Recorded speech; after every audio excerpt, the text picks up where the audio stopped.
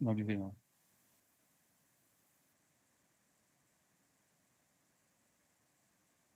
Tá, quando você... deixa eu-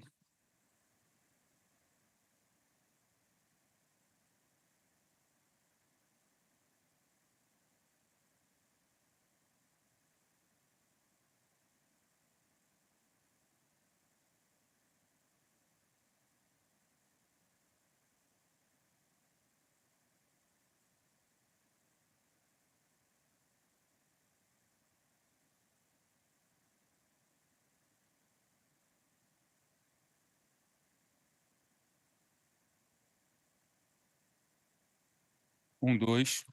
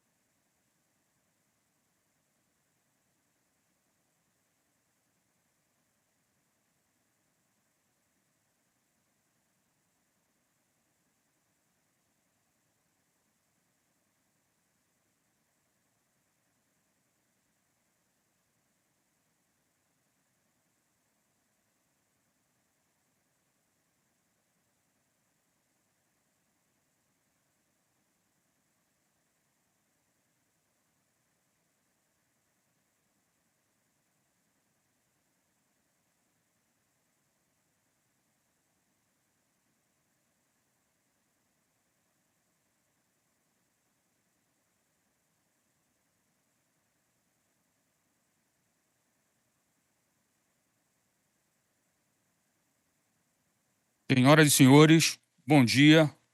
Good Good morning. morning, ladies and Buenos gentlemen. dias.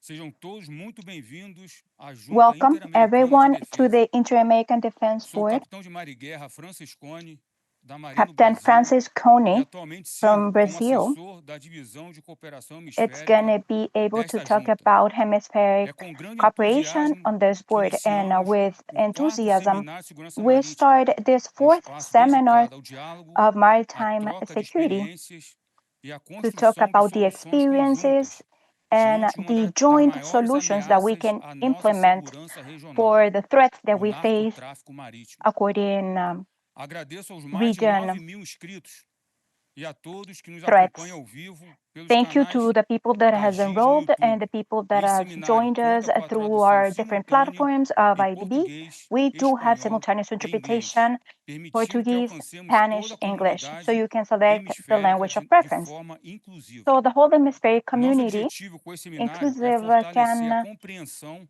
join em us in toda a the nossa seminar comunidade and hemisférica sobre o papel understand better the fundamental que hemispheric desempenham as community and marinhas, the important guardas role, costeiras fundamental e roles that we autoridades have navais on the no Navy, Coast enfrentamento Guards, ao and Navy narcotráfico authorities marítimo, to face flagelo drug que traffic. compromete a segurança, This a is a problem estabilidade that e is o compromising bem-estar das nossas security, sociedades. is creating lack of Queremos stability in destacar our society as well. com essas We instituições want têm to atuado highlight de forma that coordenada, some of the profissional institutions that e are cada coordinating vez efforts mais with us integrada no have been very combate ao crime professional and organizado have integrated transnacional the que combat that opera we em have nossos mares. towards Temos a transnational honra de contar com o drug trafficking moderador that desse we seminário, o unfortunately have in capitão the de navio oceans. For the Juan seminar, we Carlos have Cruz moderator Andrade, Captain Juan da Carlos Armada do Cruz Equador. Andrade. O capitão Cruz é um From oficial com Navy sólida on the trajetória, Armed Forces of possui Ecuador, mais de he 30 has a anos long de trajectory, e ampla more than 30 experiência em years operações of de experience planejamento e cooperação and different internacional. operations, planning, Atualmente, international ele atua cooperation aqui as na well. junta So como currently chefe da he divisão de cooperação em is part of desastres, the board as chief representando of the seu país em cooperation diversas on iniciativas disaster regionais. response, representing his Passo a country on palavra different ao and moderador regional do seminário de initiatives. segurança So marítima, without further o more, I capitão de will navio Cruz. give the floor to Captain Cruz. Thank you. Muchas gracias, comandante Francesconi, por su Thank you, presentación. Commander Francisconi, for Bienvenido this a toda la presentation. audiencia Welcome al cuarto to seminario the de seguridad audience to the marítima fourth seminar of organizado por la Maritime Junta Security Interamericana de organized by the Defensa Inter-American desde Defense la Board ciudad de Washington, D.C., on the city of en los Washington, Estados D.C., Unidos de Norteamérica. in the United States of El America. tema para el día de hoy The será el topic that rol we de las will develop armadas, has to do with the guardacostas role y of the armed autoridades forces, navales Coast Guard, en la and Navy prevención y lucha authorities on contra el prevention and narcotráfico. tackling drug trafficking. Bienvenidos a todos ustedes. So welcome everyone. Y antes de dar inicio a nuestro Before we seminario, start our quiero dar seminar, la bienvenida al señor I would general like de división to welcome Marco the Antonio Álvarez, Division Chief Marco Antonio Álvarez, who's President and Council of Delegates of the Inter-American Defense Board. He will give some welcome and opening remarks. General, the floor is yours. Muchas gracias. Buenos días. Thank you. Good morning. Bienvenidos a este cuarto Welcome seminario de to seguridad the fourth marítima. seminar on maritime security. Excelentísimo embajador Mauricio Montalvo Samaniego, Ambassador Mauricio Montalvo representante Samaniego, permanente de la República del permanent Ecuador representative of ante la the Organización de los Republic of Estados Ecuador Americanos, on the OAS, delegaciones que conforman la Junta Interamericana de delegations that are Defensa, part of the Inter-American Defense entidad de Board, la Organización de los Estados Americanos, entities that are veteranos de las under Fuerzas the Armadas, OAS, de defensa, defense policiales, forces, de armed seguridad forces, nacional, police officers, law guardias enforcement, costeras, international autoridades security, coast marítimas, guards, navales y maritime, mercantes, navy, damas y and merchant caballeros, authorities, ladies and todos gentlemen, participantes en este seminario, participants of quienes this se encuentran seminar presentes that are y with quienes nos us acompañan and virtualmente. also joining through our En nombre del virtual liderazgo de la Junta platform. Interamericana de As Defensa, leaders of the el Inter-American brigadiero Defense Duar, Board, Flavio Brigadier Ruiz Oliveira Duar Flavio Pinto, Ruiz de la Oliveira Fuerza Aérea del Pinto Brasil, from y the del Armed Mayor Forces General de los of Estados Unidos de Brazil América, and del Mayor of the Ejército United Richard States of Hickam, America of the director Army del Richard Colegio Hickam, Interamericano de Defensa, Director of the de todos Inter-American los Defense organizadores de College, este all of the seminario.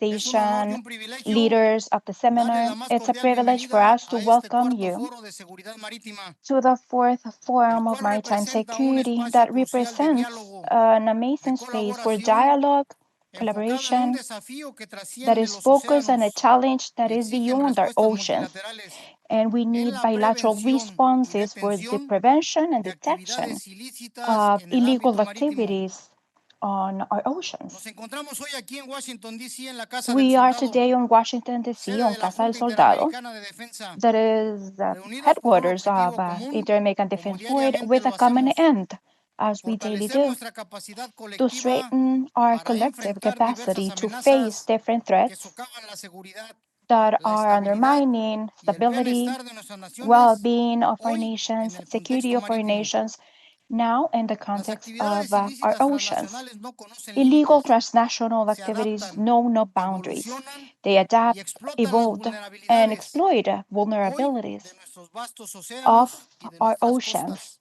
and our La shores. temática específica de este The seminario specific subraya topic la of the importancia seminar fundamental de is la acción coordinada highlighting y la how cooperación important multilateral. coordination and Ninguna multilateral nación puede enfrentar cooperation estas is, amenazas de manera because there aislada. is no nation that En can este caso, isolate tackle la complejidad de las these rutas threats marítimas, because of la the complexity of estructuración de the las routes, organizaciones the criminales structure of the y la criminal extensión de sus organizations, but actividades also the nos extent demanda una of the respuesta activities integral, that they're taking out. incluyendo We la need to promoción have an de holistic valores response, humanitarios, including la promotion of colaboración humanitarian permanente values, permanent internacional, collaboration at an el international desarrollo level, social y social el respeto development, estricto de los derechos and humanos. respect of human Producto de rights. esta solidaridad So, entre due los to the pueblos, solidarity of our peoples, women, de mar, and men of the ocean. So, for the next years, we will be able to share some experiences, analyze strategies, identify common challenges, and what's most important to strengthen the collaboration for our oceans. We will decide on the best practices, the best lessons learned, best experience, intel at a maritime level, exchanging information and strengthening our legal and national framework.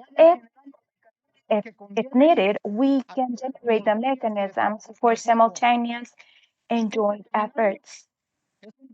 This seminar is a testimony of the commitment that we have towards the multidimensional secretariat, towards the Inter-American Defense Board, Hemispheric Security, and the member states of OAS to protect our oceans, to safeguard our communities, and to guarantee a safer future for all of us, also the future generations. Now, having representatives from the Navy, from the military, from the Air Forces, and especially our society, will highly enrich our interactions and will highlight the need of a holistic approach at a multidisciplinary level regarding our sovereignty. So I invite you all to participate actively, to share everything that you know, your perspectives, so we can all contribute with a novelty, with new ideas that can help us to strengthen our capacities on the ocean.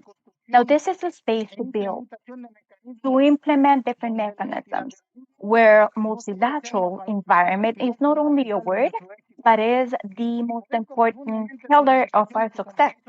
Thank you for your commitment towards the cause. And we know that working together with vision, determination, we can continue having important advances for this type of threats and overcoming the threats. Welcome again. Thank you for joining us, and I hope you the best for the seminar so we can set the basis for a solid cooperation in the future, so we can continue promoting and strengthening trust and hemispheric safety. Thank you, and I wish you all success. Gracias, mi general, por sus palabras. Thank you, General, for the opening remarks. Now, we have some opening El remarks as señor well. embajador We have of the Ambassador of Ecuador for americanos.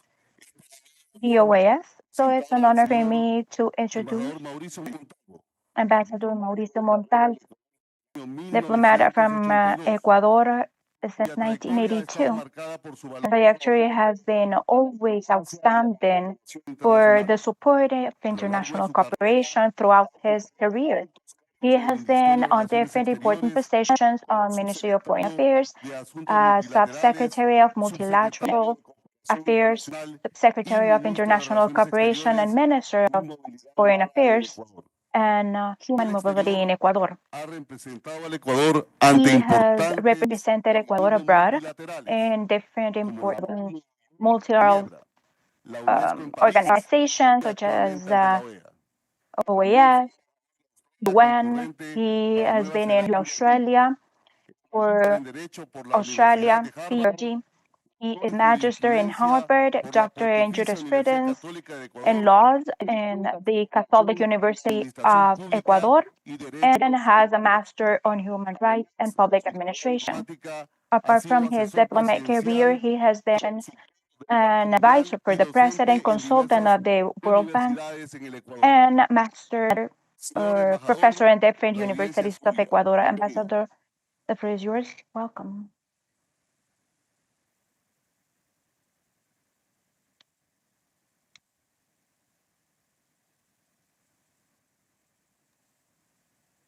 Muy buenos días con todos.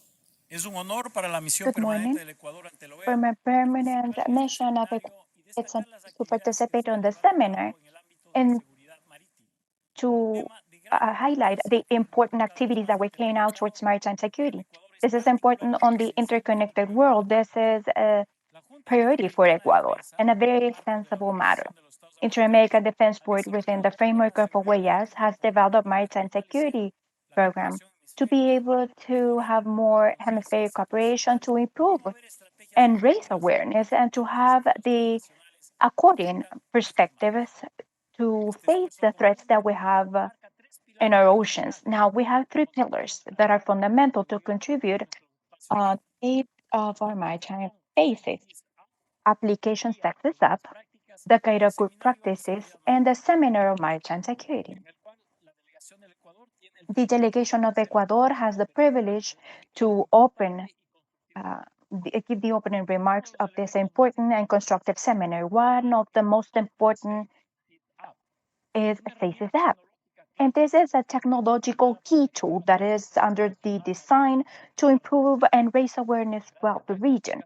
Now, thanks to this app, now the Coast Guard, the Navy, and different authorities will have vital information in real time on climate, search and rescue operations, but also maritime critical events with the capacity of geolocation, a multilingual support. Now we have an expedited and coordinated response for drug trafficking, illegal fishing, and the collaboration that we have with Google for the development of this innovation highlights the avant-garde initiative that we're implementing. Now we have more technology for a more efficient operation at sea.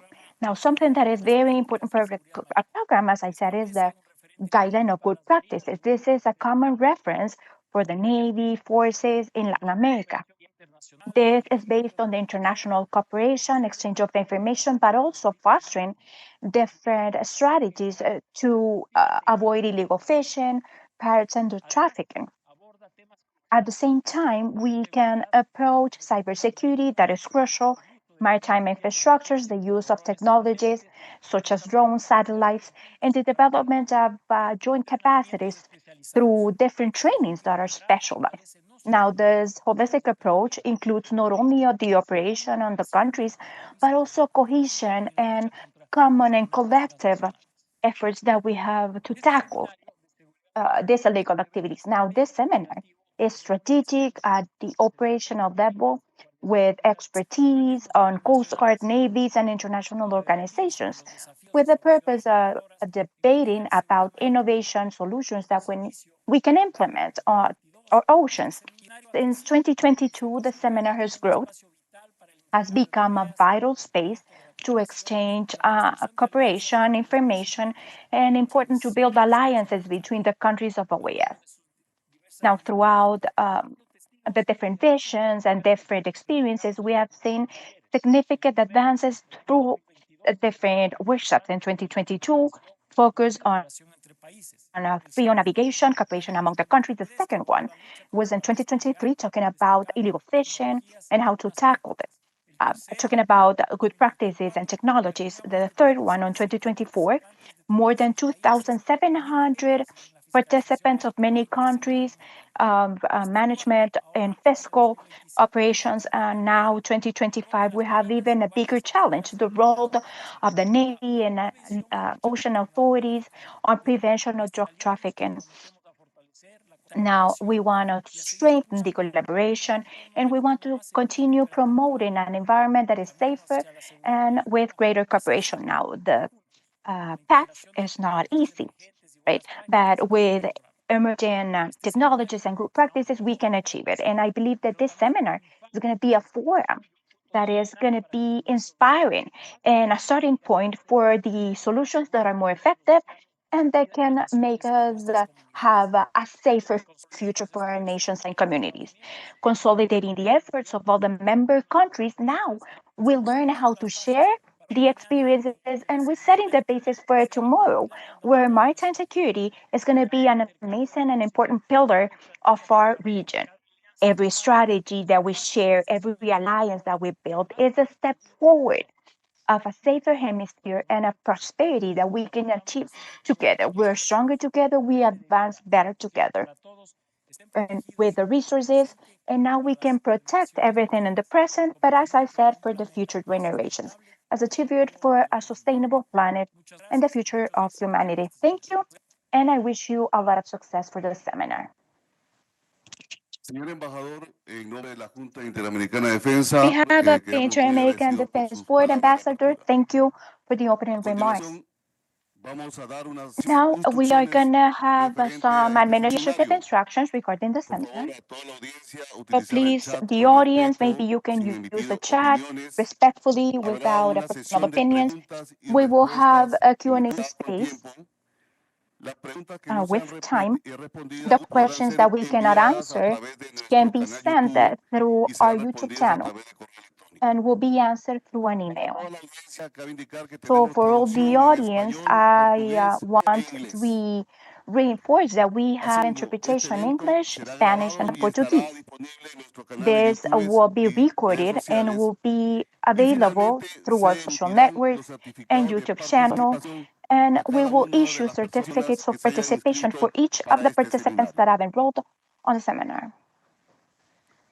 A continuación, cabe indicar a la Now, we audiencia would like to let the audience know that all of the y data, all of the opiniones y information, comentarios opinions, comments realizados por los that are expositores done son de by the exclusiva expositors responsabilidad de are cada uno de ellos. exclusively and responsibility of each of them.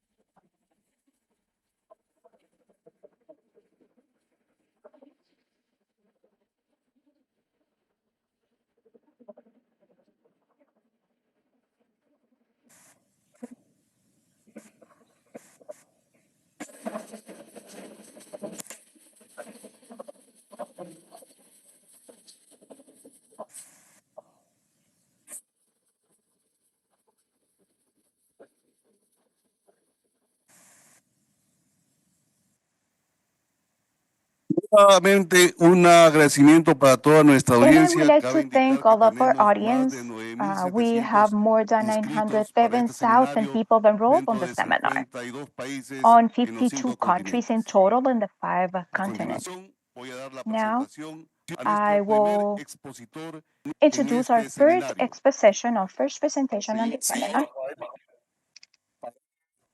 is Representante de la Mr. Comisión Parada, who Interamericana is representative of the International American Commission for Drug Abuse Control from Permito leer el OAS. currículum vitae del señor Rafael Parada. I will read his information. He is part of the staff of SICAR OEA, part of the Secretariat, where he coordinates programs to strengthen the capacities on drug trafficking control in Latin America and the Caribbean.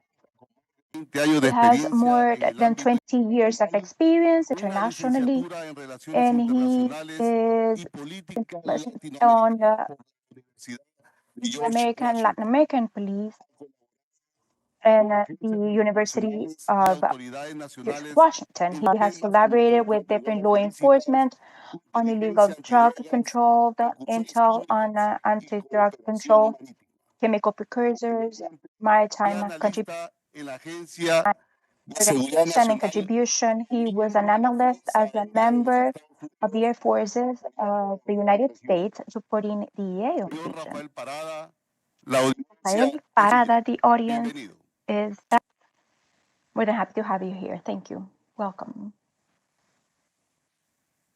Muy buenos días a Good todos. morning, Es un honor estar aquí everyone. con ustedes It's an honor for me to be y here dirigirme a ustedes en el día de hoy en el marco de and este to cuarto talk to all seminario of you on the fourth de seguridad seminar marítima of en maritime representación de la security, unidad de reducción de la representing oferta de la the Secretaría reduction of offered of de the la Comisión Secretariat Interamericana para of el the Control del Abuso de Inter-American Drogas, Commission SICAD for de la Drug OEA. Abuse Control, SICAR of Quisiera comenzar OAS. extendiendo nuestro agradecimiento I a would la like Junta to Interamericana de thank the Defensa Inter-American por Defense esta Board oportunidad de for continuar this profundizando opportunity nuestros lazos to de continue cooperación y working presentarles on las the principales alliances for tendencias del cooperation and narcotráfico to marítimo en las introduce the Américas, trends that we have así in como las maritime drug trafficking iniciativas in the que Americas, impulsamos desde la but also Secretaría the Ejecutiva de la initiatives SICAD that para promote from enfrentar SICAR esta problemática to face creciente.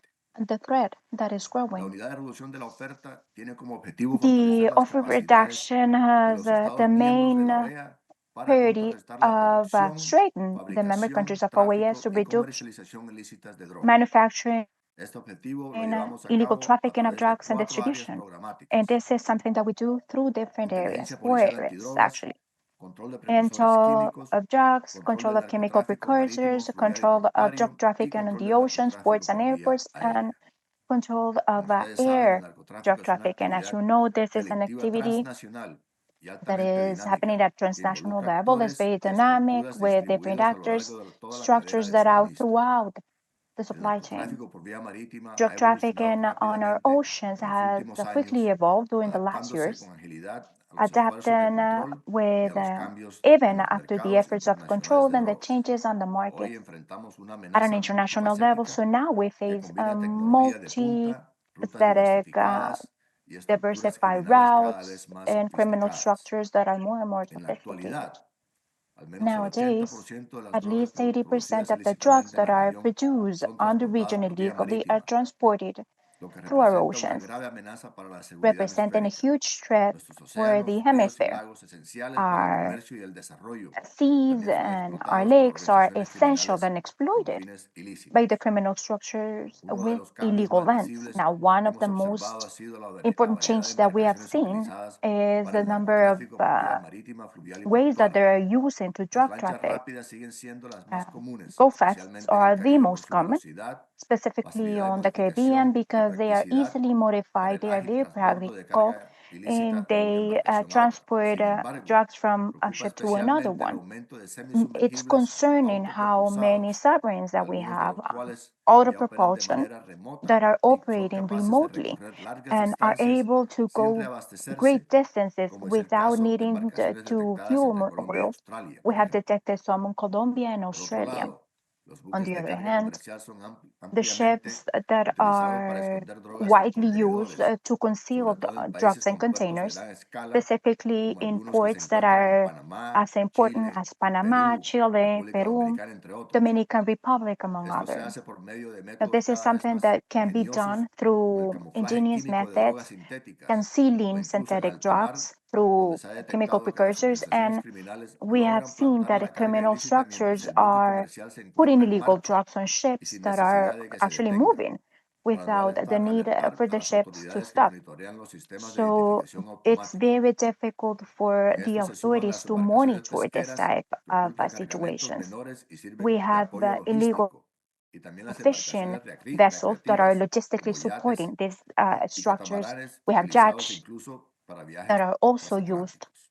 for transatlantic En travel. cuanto a las rutas, Now, for the observamos una routes, ampliación we have significativa seen de los destinos wide tradicionales. Aunque el destinations that principal are not mercado sigue the more siendo Estados traditionals. Unidos, el aumento Mainly, en the el market consumo de cocaína has y been drogas always sintéticas en been Europa, the United Asia y States, but Oceanía ha llevado a los more grupos criminales a rediseñar sus countries rutas. of Europe Desde la región now have andina, made los the criminal cargamentos viajan por structures el modify Pacífico through hacia the América Andes Latina del because of the Norte y consumption of Oceanía, illegal o bien drugs hacia Europa and por el Atlántico y el chemical Caribe, con precursors, tránsito but por África also Occidental, donde aprovechan drugs of debilidades the side, institucionales, and o these incluso are por the islas weakness that caribeñas the europeas como illegal Martinica o traffickers are Guadalupe, using through que facilitan el Martinica, ingreso al Guadalupe, continente. and this También is making observamos easy for them un to uso enter the continent. creciente de vías We have seen fluviales, more and como more la hidrovía fluvial, such as the Paraná-Paraguay, Panamanian que conecta zonas productoras Panama con el Océano Paraguay Atlántico, atravesando connecting Brasil, the Paraguay, Atlantic through Uruguay Brazil, y through Paraguay, Argentina, Uruguay, and facilitando el Argentina, acceso directo a puertos facilitating the estratégicos. direct access to strategic ports. Paralelamente, se ha At the same detectado un time, uso we have estratégico de puertos detected a terceros strategic de use terceros of países para third disfrazar el origen de ports, los third cargamentos y countries to eludir conceal controles. the shipments Además, las and operaciones de to avoid transbordo en controls. alta mar The se han vuelto transportation más frecuentes, at our aprovechando zonas oceans and grises en la sea jurisdicción are marítima, making lo que sure refleja that they benefit from la these gray imperiosa areas. necesidad de So armonizar it's procedimientos, important to facilitar carry out procesos different y fortalecer procedures el to intercambio de facilitate the inteligencia processes y for comunicación exchanging of oportuna entre intel and países. appropriate communication at the En lo appropriate time tecnológico, with different los countries. grupos criminales están Technologically speaking, recurriendo a la the inteligencia criminal artificial, structures are el now hackeo de using sistemas AI de identificación to hack automática de embarcaciones,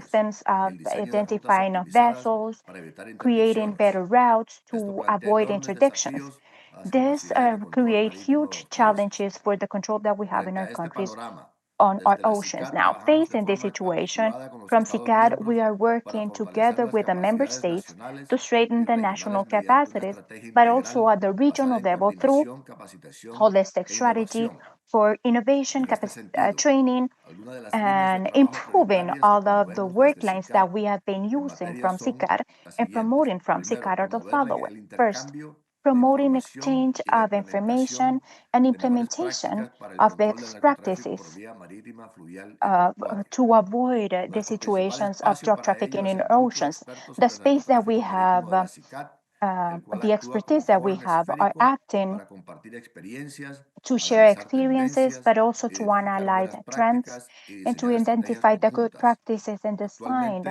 el grupo es joint presidido por la strategies. Armada de Now, the Colombia group y se is espera que se under the reúna lead en of the septiembre armed de forces este in año. Colombia, and they will meet in September Segundo, this year. fortalecimiento de marcos Second is the legales y strengthening of the cooperación legal jurídica. frameworks of En este juridical sentido, se information. In this promueve sense, la we realización de promote seminarios jurídico-operacionales different regionales seminars, que juridical, fomentan la operational at coordinación a entre fuerzas regional operativas y el level, so Poder we can Judicial. coordinate La forces disparidad in entre the los marcos judicial legales power de as los well. The países genera disparity of obstáculos the frameworks operativos. is En este sentido, creating obstacles on the promovemos el operation. desarrollo de This means normativas that we can específicas, promote la specific adecuación de strategies, protocolos de such as interdicción adapting más the ágiles protocols of y el interdiction that are establecimiento de audiencias expediting the virtuales para processes evitar retrasos en la judicialización de and to casos. avoid the Además, fomentamos delays la creación de on mecanismos the claros de uh, coordinación entre Fuerzas cases. Armadas, And also, we fiscalías y promote autoridades the judiciales. coordination of attorney general's Tercero, offices mejora de and law capacidades enforcement. operativas y We improve tecnológicas. the operations and the Facilitamos capacities. capacitación y entrenamiento We sobre have el the manejo de training drogas sintéticas y on productos how do químicos, you así como manage sobre el and tratamiento management de of evidencia synthetic forense. drugs,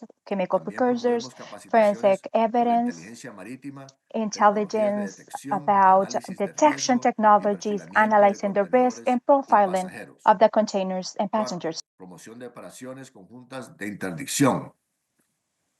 Desde la CICAT Joint apoyamos campañas interdiction, multinacionales we como la support Operación Orión international y promovemos campaigns, la creación de fuerzas and de tarea we see the internacionales forces of interinstitucionales international que task forces, incluyan a todas las agencias interinstitutional, competentes con that protocolos support the compartidos y competent mandatos coordinados. authorities and an Asimismo, organization. Similarly, recomendamos establecer we puntos focales recommend to nacionales para el establish intercambio national inmediato de focal inteligencia points for operativa. immediate operational intelligence. Quinto, cooperación Fifth, internacional y alianzas international regionales. operation and Las regional coordinadas alliances. internacionales es The esencial. En ese international and sentido, regional promovemos el coordination uso is de essential. mecanismos We promote regionales the como use of MAOP, regional CICOP, mechanisms like el MAOP, Sistema de CICOP, Seguridad Regional del and the Caribe, Regional Security RCS por sus System of the siglas en inglés, Caribbean, la RCS, Junta Interamericana de because Defensa the y las propias Inter-American redes de la Defense Secretaría Force Ejecutiva and de la CICAT. the networks of También SICAP. alentamos la firma de We acuerdos bilaterales also y promote multilaterales the para signing facilitar of operaciones en aguas bilateral compartidas y armonizar signatures and procedimientos. agreements to En harmonize resumen, procedures. In el summary, narcotráfico marítimo representa un desafío maritime drug dinámico traffic que se presents a exige respuestas dynamic igualmente threat, ágiles, integrales and y it also coordinadas. requires Desde la CICAT agile and reafirmamos speedy nuestro requirements, compromiso de and seguir we trabajando con los continue with our Estados miembros commitment to para continue working with the fortalecer las member states to capacidades strengthen the nacionales, national compartir capabilities conocimiento or estratégico to y give fomentar la strategical cooperación regional. information and training Los invito to a seguir colaborando improve estrechamente, regional compartiendo cooperation. buenas prácticas I y continue to avanzando ask hacia un you to hemisferio más continue seguro, working together donde el to make control a del safer narcotráfico hemisphere where the control of marítimo, drug fluvial y traffic, portuario sea maritime, una herramienta riverine, and efectiva ports para la protección de is nuestras important comunidades. for the Muchas gracias protection por of su our atención. communities. Thank you so much for your attention. Señor Rafael Parada, Mr. muchas Rafael gracias por Parada, su thank you so presentación. much for your presentation. Tenemos But algunas we preguntas para have usted. to, Por el honor we have some quiero questions for hacerle you, la but in siguiente honor of pregunta. time, we shall ask the following ¿Qué question. oportunidades What concretas opportunities of concrete existen para opportunities exist fortalecer to la strengthen cooperación internacional y international regional cooperation en and materia regional de interdicción cooperation marítima? in maritime ¿Y qué rol interdiction? juega la And CICAT what role en does CICAD facilitar play estos in procesos? facilitating these processes? Muchas gracias por Well, thank you por very esa much pregunta. for that question. Nosotros, como les comenté, As I was saying, nuestra our herramienta principal main para tool apoyar a nuestros to Estados miembros en support la lucha the contra member el states in narcotráfico, our en este fight caso la vía against drug marítima, traffic, in this portuaria case, y fluvial, maritime, port, es nuestro and grupo de riverine, expertos. is our group of Nuestro grupo de experts. expertos Our group of se reúne una vez experts al año meet once a para year analizar las to tendencias analyze the de este trends fenómeno of this phenomena y recomendar and to acciones recommend a actions nosotros, a la Secretaría Ejecutiva, que to the nosotros Executive implementamos, Secretariat, ejecutamos and therefore we y implement, coordinamos con los execute, Estados and miembros. coordinate with the member Esto states. puede ser asistencia This técnica could be en todo technical lo que tiene que ver assistance en and el everything that control has to del do with the tráfico control of portuario, por ejemplo, port seguridad drug portuaria traffic or o port capacitación security, en temas training de, on por ejemplo, issues such as análisis de perfilamiento de analysis of contenedores, container profiling, eh, eh, ah, investigación de conspiración investigation, interna en los research of puertos, internal también promovemos, conspiration muy at the ports. importante, la, And it's also la, very la important coordinación to de coordinate interdicción marítima antidrogas. Y para the eso también tenemos maritime una serie de anti-drug seminarios coordination. For this, we jurídico-operacionales have some que reunimos legal autoridades operational meetings where we operacionales get y a las together autoridades with judiciales legal para analizar authorities and también others consejos de to protocolo y los analyze all these procedimientos protocols and que son tan procedures técnicos y tan that are complicados so y las technical and legislaciones de todos los complicated, países and son the diferentes. legislation of all of the countries are so very Entonces, different. tenemos esa serie So we have a seminarios, series of las seminaries. capacitaciones, las We asistencias hold them, técnicas de training nuestro technical grupo de expertos assistant, our group of experts, y también promovemos sistemas and we also de see promover la systems to conexión promote y la the tecnología, la nueva continuation tecnología que se está and a utilizando new para technology that is investigaciones. being Entonces, con todo issued to esto, investigate. apoyamos a nuestros With all Estados of this, we miembros, a las support our armadas, a member las states, the guardacostas, armies, the a nuestras coast guards, policías our nacionales que también police, participan en las our luchas national police that also en este participate in the ámbito fight in this a environment fortalecer y a to strengthen, coordinar to acciones. coordinate actions. Thank you. Señor Rafael Parada, Mr. Rafael Parada, on behalf of the Inter-American Defense Board, we wish to thank you for your time that you have given us in sharing your knowledge and in this fourth seminar on maritime security. Thank you so much. A continuación tendremos la Now presentación we de hear the nuestro presentation of segundo our expositor, second el presenter, señor capitán de is navío Captain, Fabio Pereira Naval Moraes, Captain Fabio Pereira representante de la Moraes, Marina de Brasil. representative of the Marine A of continuación Brazil. le permitiré leer su I currículum will vitae. read his El señor curriculum capitán de details. navío Fabio Captain, Pereira Moraes Naval de la Marina Captain Fabio brasileña Moraes of the cuenta con más de 25 Brazilian años de Marine experiencia en las has áreas de more than operaciones 25 navales y years seguridad of marítima. experience in Posee maritime títulos security, académicos naval en security. matemáticas y He doctorados holds en ciencias diplomas in navales y seguridad mathematics internacional, and naval así como varios science cursos and en las international áreas de knowledge gestión, and defensa, different courses in seguridad management, marítima e defense, maritime internacional security, and realizados en Brasil international y en el security carried extranjero. out in Brazil and Su abroad. lengua materna es His el portugués y domina language, el his español, mother el tongue inglés y el is francés, con Portuguese, but he also certificados speaks Spanish and internacionales en Portuguese este with orden. international A certificates. lo largo de su This carrera ha last ejercido funciones de in docencia, Portuguese, he's doctrina, taught inteligencia y doctrine, planificación de intelligence, and operaciones planning navales y about seguridad naval marítima. operations and maritime El señor security. oficial ha The representado officer a la has República de represented the Brasil Republic of en foros Brazil in internacionales, así international como ha actuado forum, como and he has en also acted as conferencias speaker in internacionales. international Que se conferences. desempeña en Currently, el he Comando de is working Operaciones in the Marítimas y Maritime Protección Operations de la Command Amazonía and Sur Protection como of the jefe de la Guardia Amazonia de Estado. as head of the Señor uh, Capitán Fabio Moraes, Mayoralty of buenos State. días. La Captain audiencia es Moraes, suya. the audience is yours.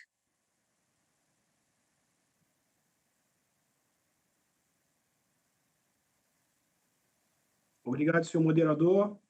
Obrigado à organização pela oportunidade que confere ao Brasil de compartilhar sua experiência para mais de 50 países em 3 continentes: América, Europa e África. Pergunto se visualiza minha apresentação. Perfectamente. Visualizamos muy bien su Can presentación. you visual, señor can you comandante. see my presentation? Ok, muito obrigado. Dando início, então, Thank you very much.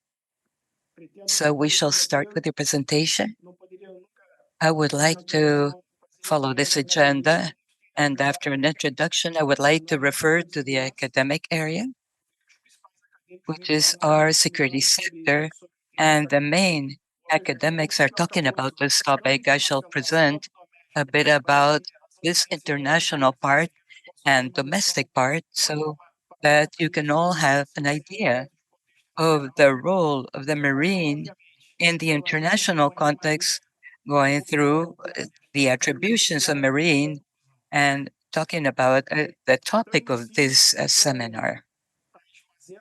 que são mais do que conhecidas por toda I shall start with the most well-known topics, such as drug traffic. Drug traffic is reaches the society, the part of the society that is the hardest hit, which is the family, and the news that we see on a daily basis. And since our constitution and public security is a duty of the state and responsibility of all, in this manner that the Marine, it could not be fought and with the governmental agencies in combat against the scourge and crime, so that we can have a better idea of the challenge or present and have a better idea of the difficulty that it is to deal with this topic. The geographical dimensions of Brazil, as you know, Brazil has continental dimensions and has an area of more than 3.574 billion square kilometers and the coast of 5,669 square kilometers associated to land. These are dimensions that make the challenge even larger, even greater. It is important to highlight that maritime security is divided in two main pillars. In English, we call them security, maritime protection, and security of traffic. So I would like to highlight that several activities are not unique and exclusive of one single institution, whether it's in Brazil or abroad. We do have some acts where the Marine is in in the main role, but we also have interagency activities as a strong factor to counteract the different types of threats within which we can see drug traffic and contraband, which is a topic that we're addressing today. And what does the Academy say? First of all, I am going to mention the gentleman who, in his works, Mr. Jeffrey, that highlights the value that it has brought for the development of the world within the different centuries. And I'm going to stop in the topic of maritime transportation, the possibility of the environmental resources, is the domain sources. And on this topic, I'm going to stop on the ocean as a means of transportation. Say the Marines act exceptionally. And so that these benefits that it brings us, that these could be made better use of, it is necessary to have a good order on the oceans. This notorious professor, contemporary strategist, gives us three main requirements to establish good order on the sea: good maritime policy and effective policy, integrated governance with which we can count with a legal and administrative system such as the resilient legal to be able to process the criminals, and the situational expand the situational awareness tactical level and strategic level, but the rest of the agency can also add efforts and bring better outcomes for society. Also, Professor Becker, who has received the Nobel Prize of Economy when he presents the economy against crime, the first time that this topic was addressed on economic sciences, not only social sciences. And the theory basically highlights that illegality is a result of an assessment, in unconscious assessment of the criminals with regards to the cost benefit of the activities of criminal drug activities. So the more security it has against impunity, the more motivated they're going to continue with their activities. So the state has to elevate costs and risks and eh, to work against these crimes. And he's considering all of the phases of the logistic chain from the production, then distribution, sale, and the money and asset laundering for the informal economy. So we will talk about the marine in the most precise area of distribution. As I have said, each state elevates these risks to try to deter and ensure that these criminals can be eliminated through the security and with the effectiveness of the security.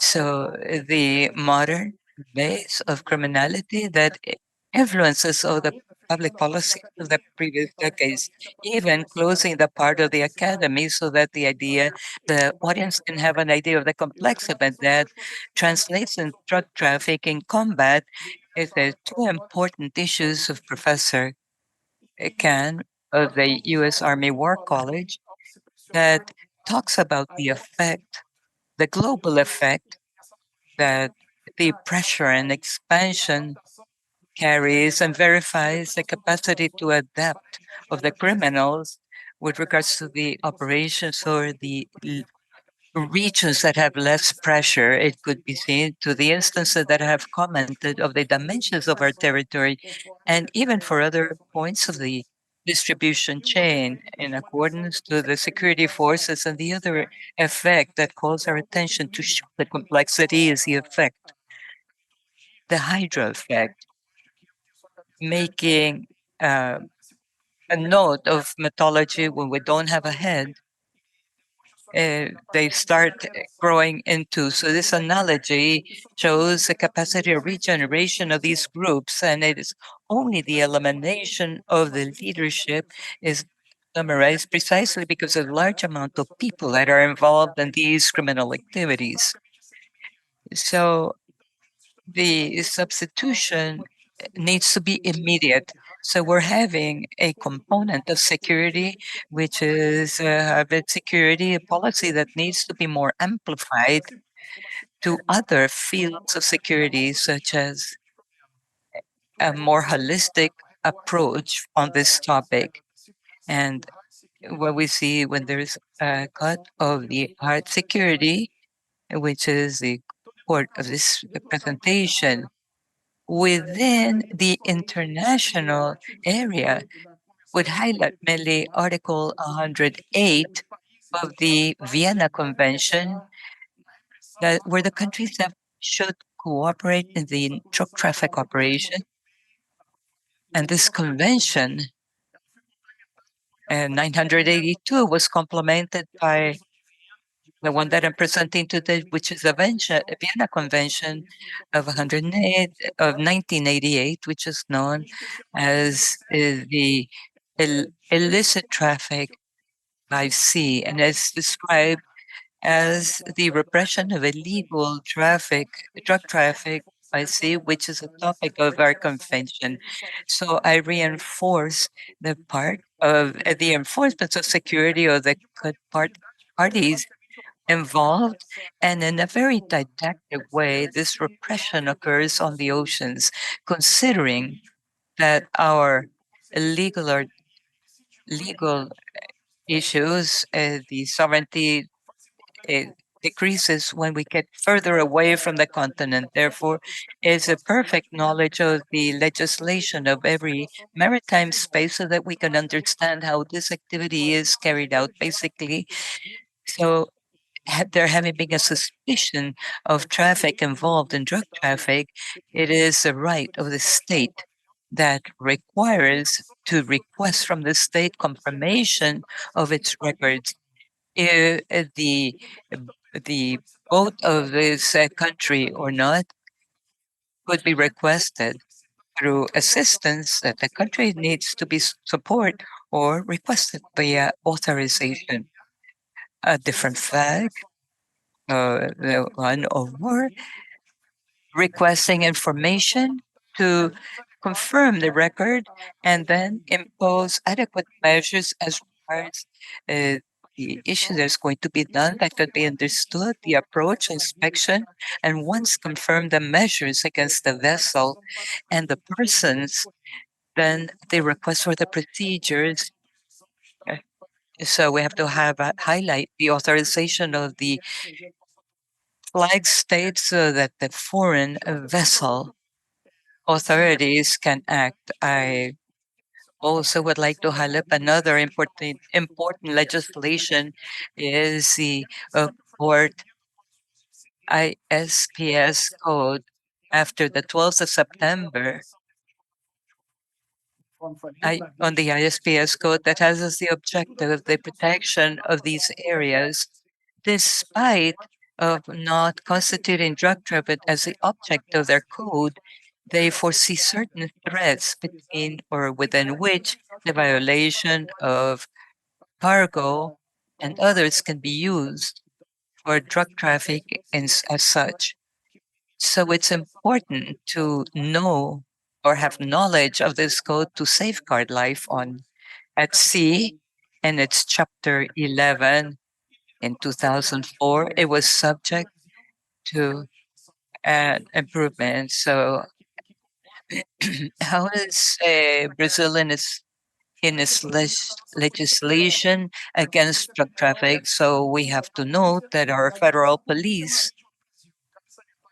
is our maritime police in Brazil. The Marine is not part of public security, as foreseen in Article 144 that we shall see further down as activity, but the repression to drug traffic is a task of our federal police, which is also our maritime police, besides being the legal police, according to Article 20 of our Constitution. So the federal police, such as the legal part of the union, exercises that authority and also the task to repress crimes on board of vessels, which is also of military competency. So the federal police exercises a role as a leader agency in these activities.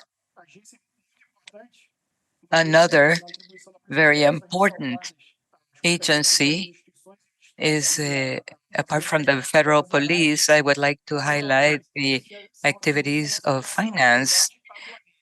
They're attributed to our customs authorities, which are part of the Ministry of Finance, which also has among its attributions repression to tax illegalities, and let's say, which is represented through drugs, which is the purpose of our presentation, and similarly observe the competency of other organizations.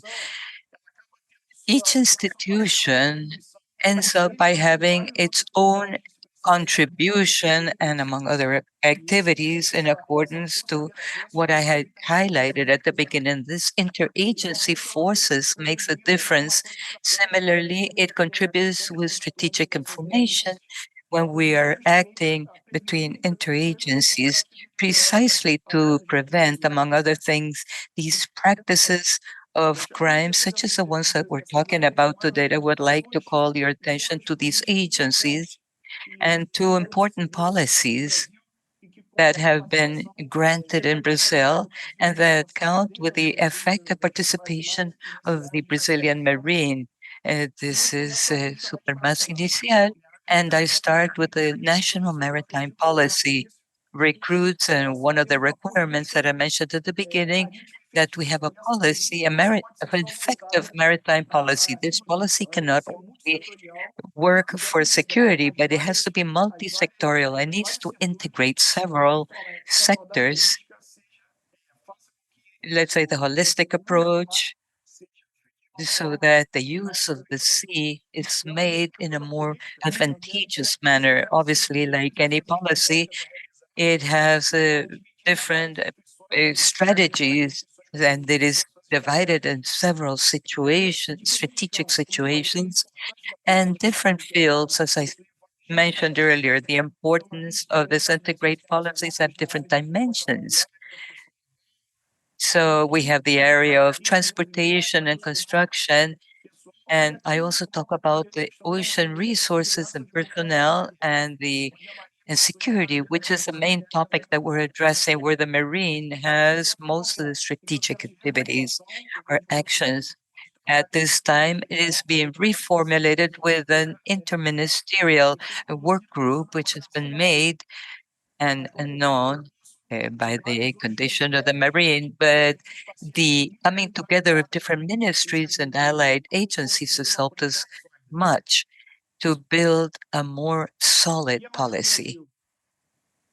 The Brazilian Marine, I would also like to highlight its task is the defense of the country as the other armed forces. No, however, it has that specificity like all the forces of the world that has the marine authority, the fact of using this authority in several fields that I will show now makes it the strength factor, talks about that, and allows for integration not only in the area of the policies, but also to assist in the rest of the institutions when we are called to work with them. So these are the different pillars of the Marine besides of naval defense. These are based on the orientation and control of the marine and the national defense, security of equatorial navigation, which has three pillars: safeguarding life and security of operation and prevention of water pollution. The third one, it contributes with policies that are linked to the oceans, as I have talked about, that has a great participation on the part of the Marine, coordinating with its sections as one of the allies in the work groups. And it also has the attribution of implementing and supervising laws in all of the areas in the seas and the interior waters, also to cooperate with the rest of the federal organs in the illegal areas, always acting in the fields that I will be showing at this time. So in these three last subsidiary attributions, we see the contribution for national policies. And as I talked to you in the previous two policies, the issue of the implementation and supervision of laws, safeguarding the importance of respecting the specific policies of the rest organs acting in coordination with them. And finally, despite the coordination, the support in four areas: logistical support, intelligence, communications, and instruction.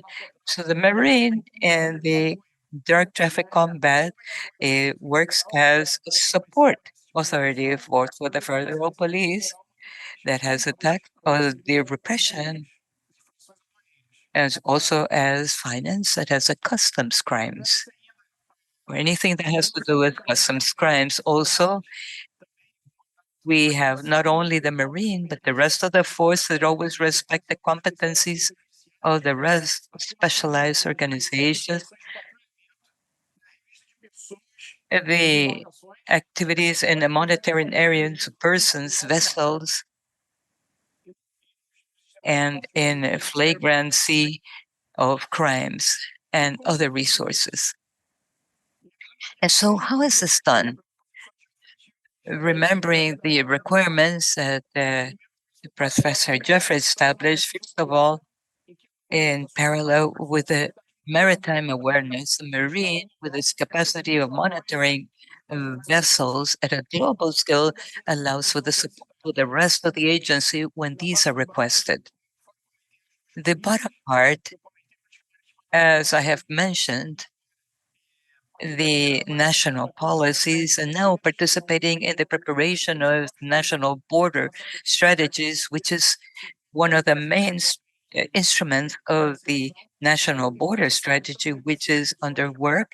The Marine has also participated in these discussions to establish, to contribute the objectives and priorities, to implement them in our national border policies in the best way possible, and also promoting, looking to support the rest of the agencies, mainly using its facilities such as integrated maritime security centers at the national, regional, and even local areas. So it would be an integration forum with the rest of the agency, adding effort so that we can then come back to our society with the greatest effectiveness and outcome. So, in a brief conclusion, uh, as we mentioned initially, established by our Professor Geoffrey, but it's a great challenge. But the characteristics that are in the area of combat drug traffic is a hydra effect and global, where the criminals quickly have the capacity to regenerate and displace their activities to accelerate the decision cycle. It is important that this order at sea it works together with the rest of the agencies. So within the context of the Marine is participating, some more directly, some more indirectly, but they're always present in these three required spheres, contributing for a more solid, legal, areas and the promotion of policies that in Brazil are translated into laws, such as the national border policy and the maritime national policy as examples promoting interagency actions through the incentivizing activities among agencies offering facilities and necessary support, contributing whenever required, increasing our surveillance capacity and comprehension of the threats, uh, taking advantage of the expertise of the rest of the agency and the formation of policies that has been mentioned previously, which has been a broad policy. The maritime Brazilian policy works on this approach and together with the rest of the ministries in the area of its formulation, once the aspects aimed at the ocean are always connected. This is a policy that could be effective, as the professor establishes, could be holistic, and it could involve all of the allies that possess some concurrent part that are regarding the maritime. I conclude with my presentation. Thank you very much, and I'm ready for your questions. Thank you, Captain Pereira, for your presentation. Now, due to time, we have one question, the one that was selected by our control table, our president table. Is the following. Considering the presence of the state and the different areas that we have through integrated borders program, how the Brazilian Navy has contributed to tackle maritime drug trafficking and strategic drugs of South Atlantic. Thank you for the question. I believe that this is a very interesting question because of the political side of it. We have established and determined in the third article that all the maritime space in Brazil is bordering with some other countries. So this is, along with the institutions that we have mentioned already, we have the mandate to be able to act in exclusive areas independently of the time, of the presence or not of the rest of agencies or institutions, right? So the Navy, when we suspect and there is the need of arrest someone, we immediately approach the vessel or the crew and we take them to the port and we start the procedure along with the police for the investigation, for the arrests, if we caught them red-handed, so on and so forth. If this is something that happens. So this is what we do. We hand them to the police.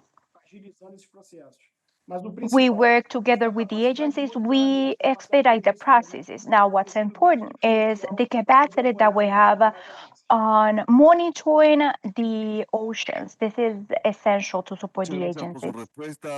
Thank you for your answer, Commander Fabio Moraes. So, in behalf of the Inter-American Defense Board, from Casa del Soldado, we want to thank you for your presentation and the time that you have spent with us and for sharing all the knowledge of your authority, that's the Navy Force from Brazil. A continuación, tengo el honor de presentar al tercer It's expositor, my honor to al present señor capitán de navío the Manuel third Felipe Rodríguez Villate. speaker, that is Captain Marino Villate, who is representing Me voy a the permitir leer el Naval currículum Force del señor of Colombia. This is part of his experience. El señor capitán de Is navío going to be Manuel in Felipe charge of the Rodríguez third Villate, presentation. Captain Rodrigo Villate, from September 2024, has been performing as director against drugs, leading the efforts of the institutions to tackle drug trafficking and some other types of transnational, international crime on the ocean. with more than 30 years of experience and trajectory, has been developing a solid career on naval intelligence, with a permanent approach on fighting against the threats that are complex on our oceans. In his current position, he promotes interinstitutional cooperation, development of public policies, and international cooperation through the challenges that we face. So it's an honor to have his participation on this seminar and dialogue space of hemispheric cooperation. Commander Rodriguez, welcome. The floor is yours. Muy buenos días, muchas gracias. Good a la morning, Junta thank you. Interamericana de Defensa por la oportunidad To the Inter-America Defense Board for this en opportunity, este magno evento. for this phase and the participation of this event. Can you see my presentation? Gracias. Comenzando y en aras de optimizar el Well, tiempo, quiero starting mostrar and cuál es el to papel make que the most of the lleve time that I Armada de have. Colombia de I las want Marinas to en talk contra del about the narcotráfico. role that we have Primero, against drug referenciando trafficking un and the poco naval lo que ya forces decía el señor Rafael in Parada Colombia, de la CICAR, as mentioned de by cómo Rafael nos Parada from enfrentamos a un SICAR. fenómeno que How ha do we face a aumentado sus phenomena that is capacidades, increasing no solamente and porque su has capacidad de greater producción en la capacities, región not only because of the production in the region, this cocaine trafficking, but globally? Excellent presentation. I want to mention by the captain of Brazil how he proves that this is something that is outstanding. 23 million people around the world, with new market in Africa and South America, where we have a permanent on the number of consumers of cocaine. This incentivizes the market so they continue growing with stability on the prices at an international level, that as long as we move from the manufacturing and production, we increase on the price exponentially, because we were talking of a 90% through the oceans, through any means, submersibles, containers. This is affecting our international trade. This is interdiction, where we are able to impact greater the criminal activity. This is where the product goes from $5,000 to $48,000. We're talking of a dollar of cocaine going from Colombia to Australia goes from $5,000 to $150,000, $200,000 for the same kilo.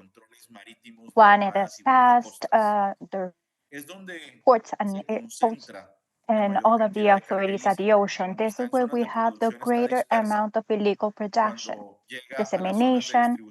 When we reach the distribution areas, at the same time, the cocaine is disseminated rapidly, right? But when it's on maritime trafficking, it's on the containers, on the vessels, on the ships, going from a ton to 5-6 tons. And we don't have a self-affectation because we don't have collateral damage when we have maritime interdictions, because this is happening on isolated areas where civil population is not affected. And when we capture and we have the evidence on the vessels, we can articulate with judicial process. Now, the maritime interdiction is multimodal.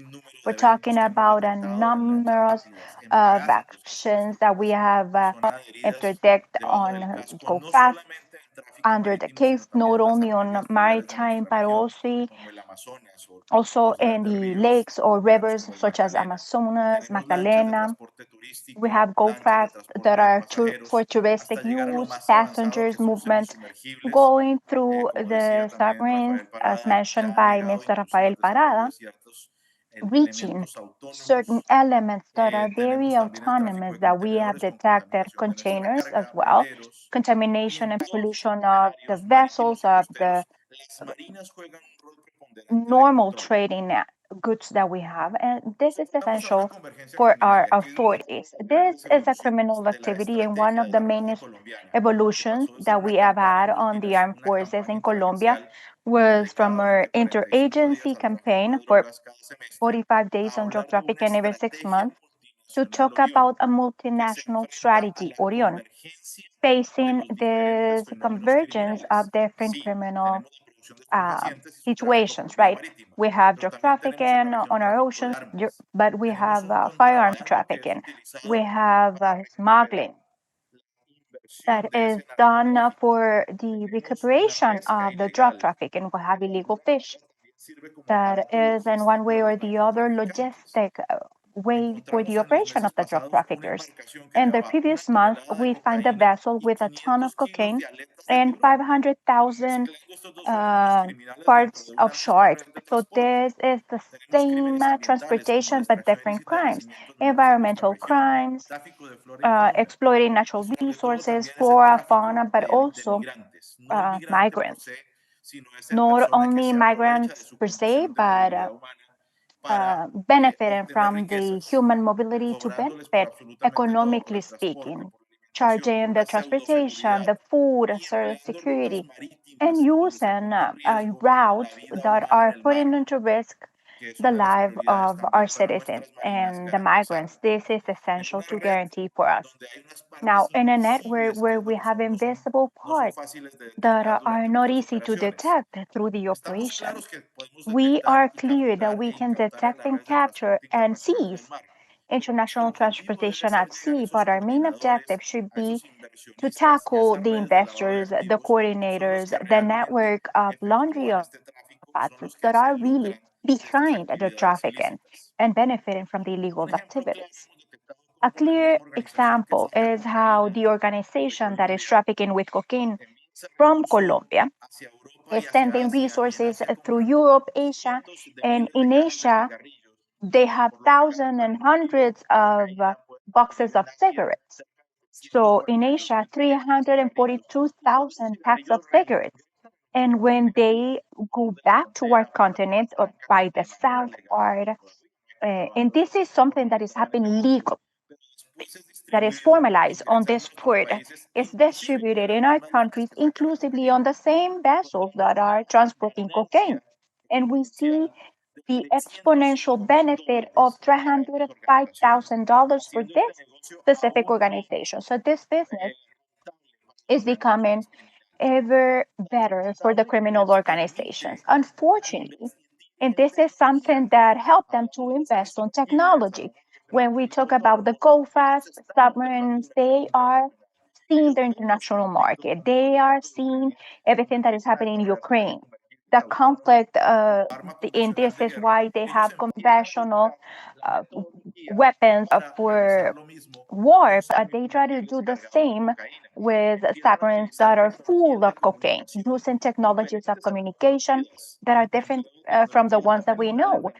Satellite communication that are hard to detect, concealing cocaine on different elements that are elements that we consider normal, so to speak, and commercial lengths to conceal the traffic of cocaine, thanks to the huge benefit that they have an economical speak. But as defense, why and how we can intervene?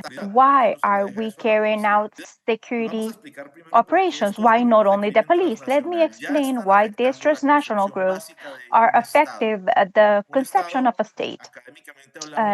State, we refer directly to a group of elements, such as the government, population, territory, with the capacity of sovereignty. And these criminal organizations, transnational criminal organizations, are able to affect this state. Let's see how they affect the territory. Unfortunately, countries such as Colombia, these armed groups that are organized according to the Geneva Convention.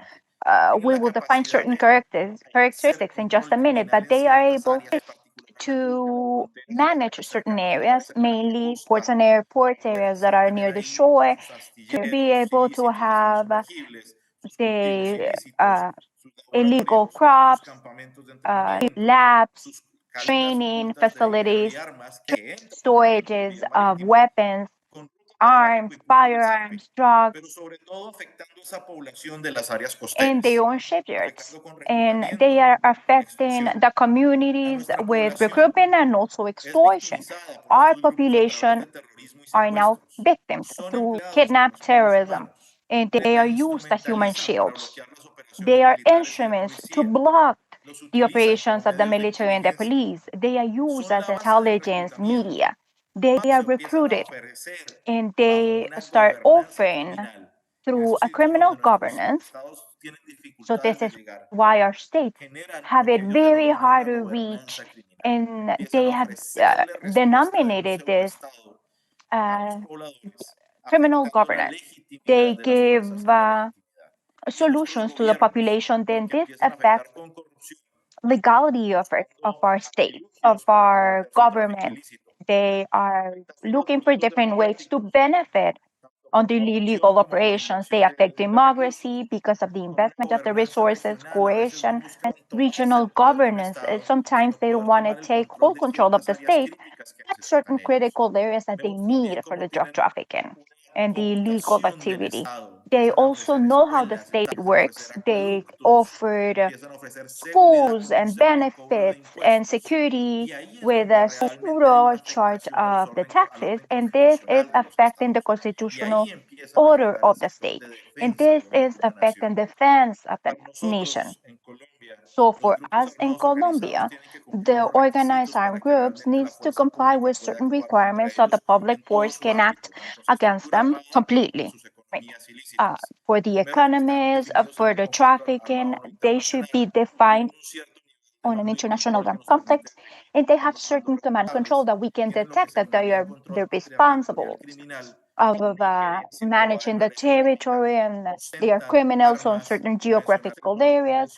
They have conventional and no conventional of firearms and weapons. They have logistic capacities that have been facilitated by the illegal economy, and they can affect stability of the state. So this is when we, as a Navy war, has to act against transnational organized crime. So these criminal organizations are able to work on these gray areas, right? On these areas that are hard for us on security and defense because it's directly about stability, disinformation, campaigns against the authorities. They have the capacity to sell to the third states, unfortunately, and they are weakening socially and political states. They can have false flags. This is something that we have seen at an international level. They can create forced displacement. This is one of the main problems that we have in the region, right? People are running away from these organized crime structures, and this generates migration. Fictitious economies. A bottle of water can be not only $1 to $7 because they can pay it because of the illegal activity, but not the community. And they also traffic with people, trafficking in person, trafficking in weapons, and this can affect the defense of our nations. Now, in Colombia, one of our offers is we have three main components on the things that we do regarding defense, the vessel, the ships, for strategic dissemination and deterrence. We have different components that are specifically for safety on application and protection of the environment, search and rescue for the Coast Guard. This is part of the illegal trafficking that we have on infantry, defense, Navy that also apply their own conditions because semi-submarine needs to be detected under operations to find it on the ocean. And this is important to mention. Intelligence of a military body, of a war navy with the capacities to act on defense, on security. And this is given to the operational units the necessary information, precise information. But this is something that needs to be complemented. And this is something that we do with Science and Technology Division. Our shipyards that can build our vessels for all of our oceans and lakes and rivers with the maritime national capacity that we have in Colombia and the oceanic force of Colombia, because we need to explain to the authorities how the environment works at sea, right? How it's important to create laws that are simultaneous to the defense law so we can commit safe operations that can protect our people in the operation, but can guarantee that we can carry out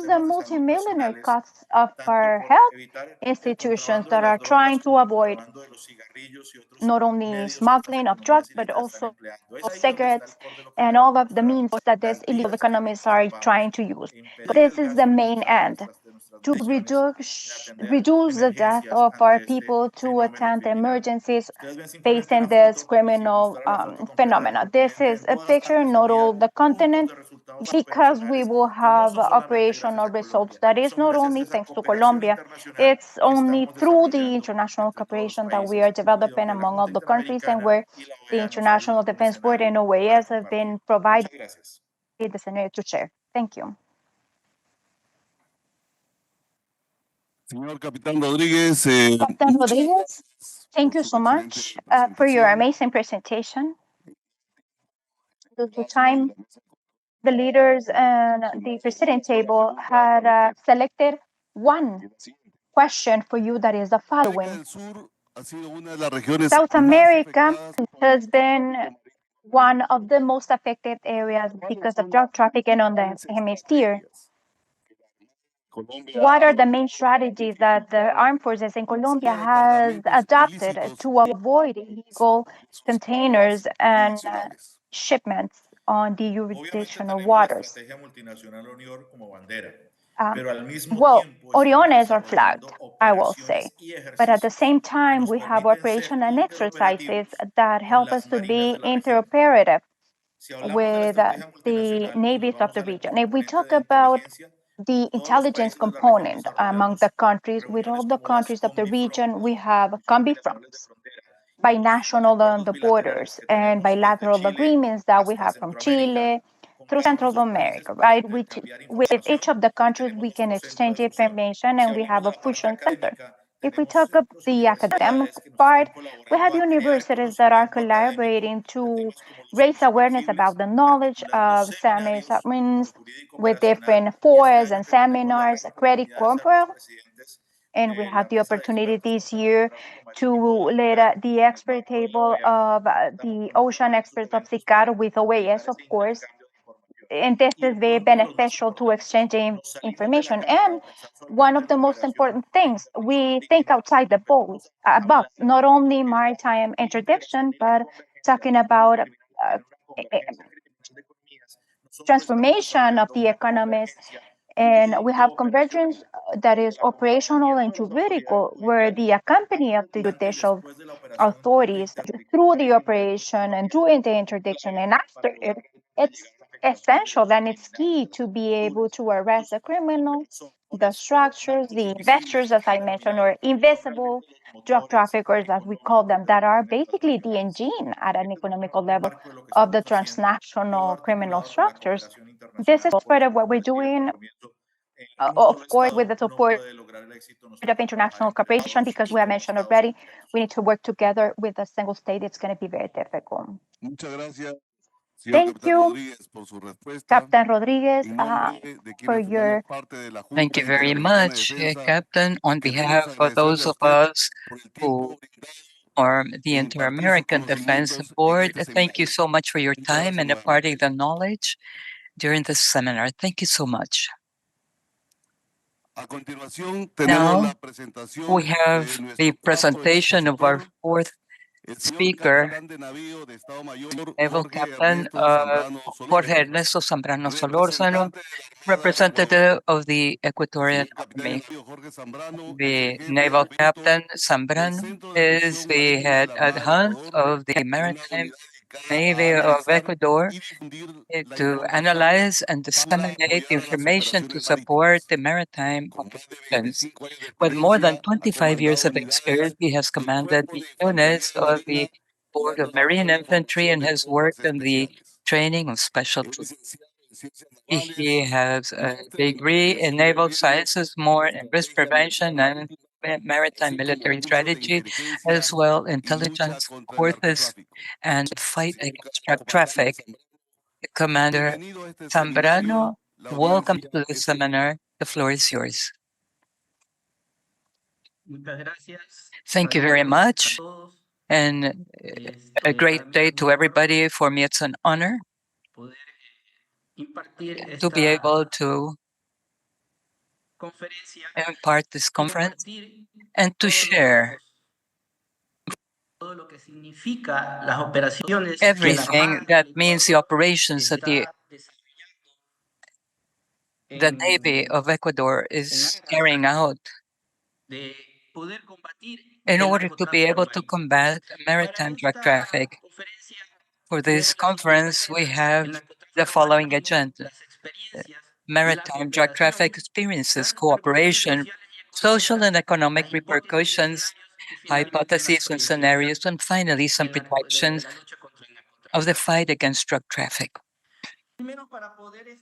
First of all, in order to be able to establish this combat against drug traffic, we have to see which is the scenario where we execute the operations. We have to be clear that the maritime jurisdictional area of Ecuador has 1,092,140 square kilometers of maritime jurisdiction.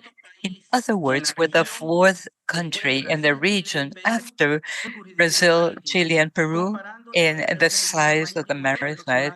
We have maritime territory of approximately 84% with regards to the territorial area of Ecuador, which is 16%. It's a very extensive area to combat drug traffic. No, but all of the countries have maritime interests, and among them we have maritime transportation, the fish and management, and fishing in the Arctic. We are the fourth country in exporting water products, aquatic products, and similarly, the transnational crime organization have interest in this maritime area, such as illegal merchandise transportation, the traffic of protective issues, illegal transportation of persons and the vessels, and the theft on out of board vessels. And we know that drug traffic is a main crime for the employment of the maritime waters. In order for us to complete the scenarios, we need to be clear which is the scenario. Even the consumption of cocaine, as was so well mentioned by the other speakers, the 25, 25 million consumers, and with the main illegal consumption markets such as United States, Europe, Western and Central Europe, and the new markets that have appeared, such as Asia, Oceania, and Africa. In Ecuador, we're in the middle of the greatest cultivators of coke. We thought that in 2024, the UN established 50 hectares of coke in Colombia. And similarly, with this amount of cultivation, we have a worldwide production of approximately 3,700 tons in 2024. This means that Colombia is a main producer, and the influence of them in our country with this crime, it was 3,000 tons. This means that approximately 1,200 enter into Ecuador, and 92% goes via maritime or leaves via maritime. The maritime drug traffic means worldwide terms approximately 1,200 tons. We're in the middle of an area where the influence of drug traffic is very large for Ecuador. But we also have that in order to be able to complete the scenario, we need to understand the phenomenon. We have a value chain of maritime drug traffic. This value chain starts with the transnational crime organizations, where the emissaries analyze, as has been seen, the countries that could influence. We know that within the value chain, the cultivation is not part of Ecuador, the production neither. But where does Ecuador enter into this? In the commercialization and logistic pack, in the collection of the short and long term collection and the transportation of the drug, the security that is given on the part of the criminal groups of the country of the drug, and is the exportation of the drug to the exporting countries, the consumers. Within the experiences that we have had, if we can establish the different modalities that have been talked about previously with those who traffic of the transnational organizational criminals, the producers in the country. We have detected all of the possible forms, the contamination of merchant vessels and pirate vessels established, and also an artisanal type of vessels for this type of banks, submersibles, uh, submersibles, and submarines with high technology. These criminal organizations use technology that create artifacts at the level of what the military forces have in their countries. We see that the awareness of military maritime knowledge is important to be able to establish the strategies and tactics for the operation. It is in this way that the yellow points, as were mentioned, it could not may not be perceived by others. It's important because of the results of the operational outcomes that Ecuador has carried out and other countries in the region in combination and together with Ecuador. It's important to establish the awareness of maximum dominion to establish these strategies. We have to know the markets, the value in United States. The kilo of coke is between is 28 uh, $28,000. Central America, $14,000 a kilo, and in Europe, but the main market is Asia with $250,000 a kilo, 200, and I would say Oceania, 200,000 to 250,000, and Europe, 28,000 to $80,000 per kilo. These are very large threats for the criminal organizations. We have Ecuador as a reference point uh, for the exportation of this type of a drug. Also in our country, that means the fact that the transnational crime organizations capture these organizational groups and artisanal fishermen, and they pay them to transport these types of drugs. It means approximately 30 to $35,000 to navigate in the fast boats. This could mean for the fishermen 1 year of work in fishing. Therefore, they decide to enter and collaborate with these organizations in exchange for money.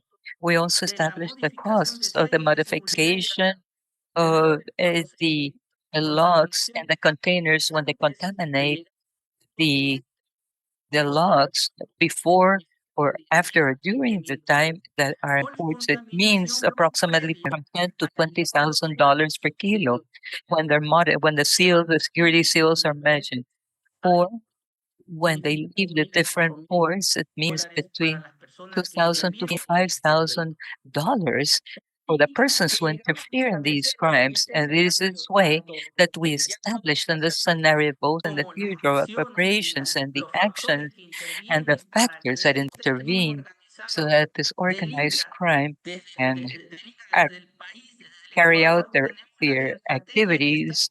We have this strategy that is using the Navy of Ecuador. First of all, knowing the phenomena or the reality of the phenomena, the analysis and dynamic that once we exchange information and intelligence with other countries in the region and with the national, international agency, we carry out the respective coordination so that between us we can create the respective coordination and make the activities both by ourselves and jointly in order to be able to combat this new threat in Ecuador that has been going on since that in 2019 it was considered as a threat for Ecuador. So it is in this way how we can establish the tactics that are going to be used in order to be able to combat drug traffic in the different operations. We have the infiltration in the area of influence and the threat. And we're talking about the Equatorian coast, the ports, and the reconnaissance and observation, the control of the objective, the tracking. The penetration as such is important because we link with the sources is to obtain respective information and exploit it, having the capacity to find out how the different dynamics are being established with drug traffic. It's important for the interception and the monitoring of the radio spectrum and the radio frequency and satellite radio frequency. And it's important to intercept in this area and space. It's very important because the international criminals are very fast forward, and we need to go faster than them. And it has to work in an optimum manner, analyzing the results and handing over the results to the population, establishing the negative conditions of the criminal organizations for the population. But it's important to establish a scenario, strategies, tactics for the operation, that there should be internal cooperation within the Navy and the interoperability at the ports is, let's say, in defense, which is national security and the sector of security. We have where the two functional situations converge of the Navy regarding the different operations and to obtain positive results where we're finding ourselves and having Ecuador as one of the main or the main country in drug seizures. Thanks to the control and coordination and interoperability that we have within the Navy of Ecuador. The operation and the results have been able to establish routes that the transnational crime organizations use for drug trafficking from Ecuador towards the distributing countries and consumption countries. And these routes, we specifically have the northern route, which includes 1,600 nautical miles.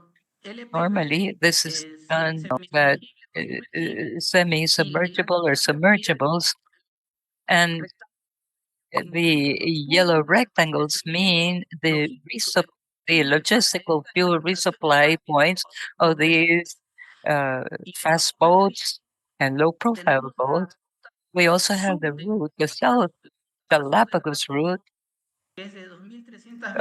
Galapagos 1,300 nautical miles with and the south to Galapagos route with 1,100 nautical miles. Normally, they're working on the resupply points once they know the penetration that is done within organization for the knowledge of the routes that are going to be followed for the traffic, and that leads us later to the opening of cases and detention of the emissaries and coordinators of these criminal organizations.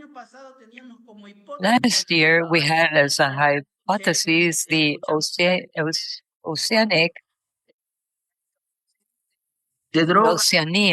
route that I heard from the previous speaker that they had an LPV, but this route was materialized through the French Polynesia and Fiji, but a series of results such as the ones that we have spoken about. Cooperation is very important for all of the countries in the region, and the Navy of Ecuador saw the need to create a maritime fusion center to make the analysis and convergence of information at the regional level, also international and national levels, in order to be able to establish certain products that both academically and operationally to be able to execute the operations. And thanks to this fusion center, the analysis and outcomes that we have obtained, we had very good positive results, even worldwide. And on October 2021, we were able to seize cargo drug in an LPD with a Waya school vessel for the the crew members of the Navy that made the intervention of this semi-submergible, giving the first operation of a school vessel in this combat to drug traffic. 17 November 2022, we made the greatest finding worldwide of armament uh, of drugs that were found, catch were found on the ocean. That it was not only drug traffic but also arms traffic that served to these transnational crime organization in order to carry it out. Insecurity crisis that we live at this time and that we living in the different countries of the region, also the fusions that we were able to establish the accomplished conditions of the navigation of, of, of boats with different flags from other countries, where there's an unusual navigation of these vessels to establish warnings and alerts at the regional or worldwide levels. In this case, on December 24, we created a warning for a seizure of 554 kilo that the Navy of France carried out, and they already issued a warning on the part of Peru, Ecuador, towards the European countries.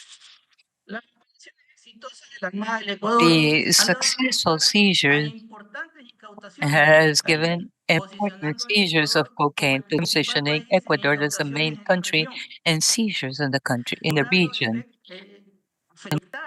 achieving to stop the maritime routes and the logistical networks of these organized criminals, and due to the positioning and to improve the capabilities in the region and particularly in Ecuador.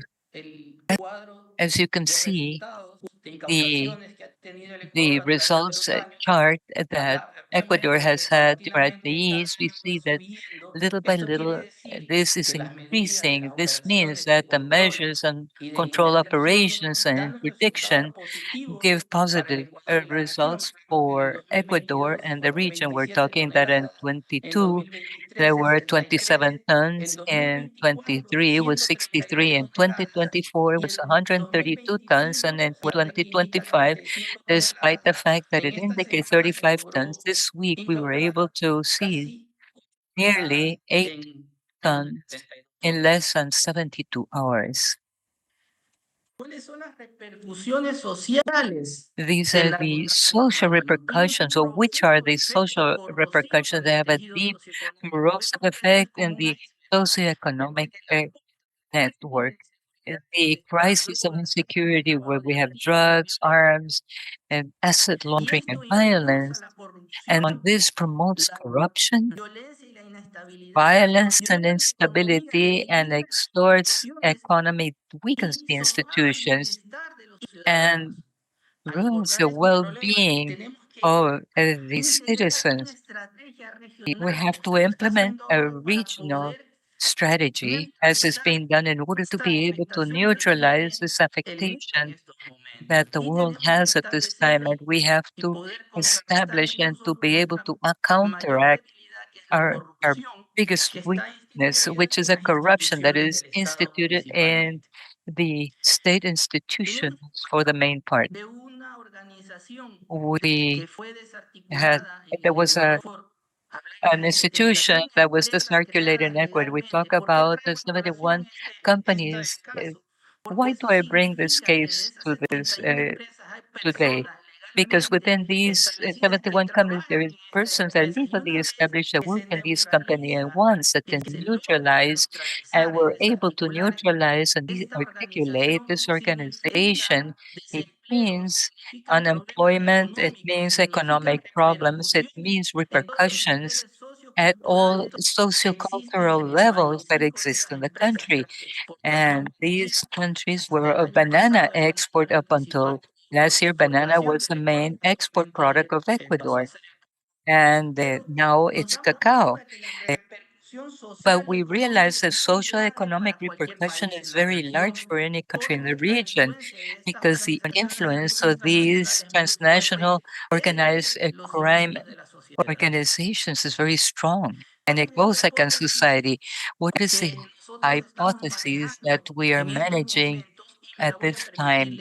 And I'm going to allow myself to read. Ecuador has become a conversion zone of cocaine that reaches the country through the road network from northern border from the coast, Sierra and Amazonia to the sectors where delinquent organized criminal group keep influence in the areas, and they have two types of illegal warehouses. We are the warehouse, either temporary or long term warehouse of these people. And for until the cocaine is being sent, we saw the different modalities where they can use a consumption market in northern Central America, Europe, and the market, the emerging markets in Asia, Oceania, and Africa. The supply of go-fast boats and semi-submersibles with outboard motors and low profile, they have they have different types of vessel. The economical hit that it means for these countries and the importance that we have as the products of the ocean. We have a fragmentation and atomization of the criminal groups that increase violence and a lesser participation in the drug trafficking services. The change of dynamics and hypothesis that we have for this change of dynamics of drug traffickers is they activate maritime and land routes, and we're establishing as hypothesis that the opening of a Chancay of deep water port will mean to Peru a bigger problem for the control against drug traffic. Possibly this will mean a decrease of, of export of the drug via maritime and not being the big warehouse, but Peru needs to concern itself very respectfully that we have this hypothesis, the participation of some vessel of a foreign fishing fleet, especially for the route of Ecuador to Asia and Oceania. We know that this occurs with the new Silk Route, that we have a great fleet of foreign vessels that are not all of the time doing legal fishing or authorized fishing. The increase of violence is a result of the fragmentations of the atomization of these influential groups, and more importantly, the activation of the routes Amazonic Brazil towards Africa and Europe, and the use of intermodalities and new modalities that little by little will improve the technology of these organization of transnational crimes. They improve their modalities of the transporting the drugs, a new modality of the large amount of cocaine that exists in Ecuador and the different routes that exist at this time is a projection that we have currently in the country. And this is if this is all from my side. If you have any questions, Comandante Commander Zambrano, muchas gracias por su Zambrano, thank you so excelente much for your presentación. excellent presentation. La mesa de control de la Junta The Interamericana de Defensa Inter-American ha Defense Board designado uh, una table has chosen one single question for you. I will read it. ¿Cómo ha logrado How las have the transnacional transnational penetrar organized en las bandas crime delincuenciales been able to penetrate in the criminal bands such que countries busquen such as aprovechar Ecuador and that seek to take advantage of the situation? A very good question.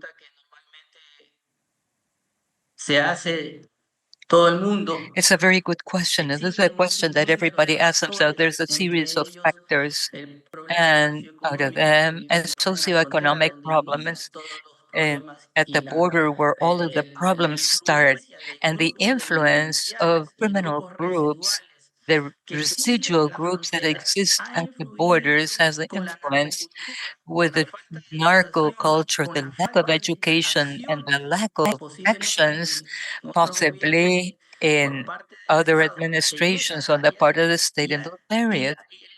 And the greatest weakness that we have as a country, and not only in our country, but also in some countries in the region, is the corruption.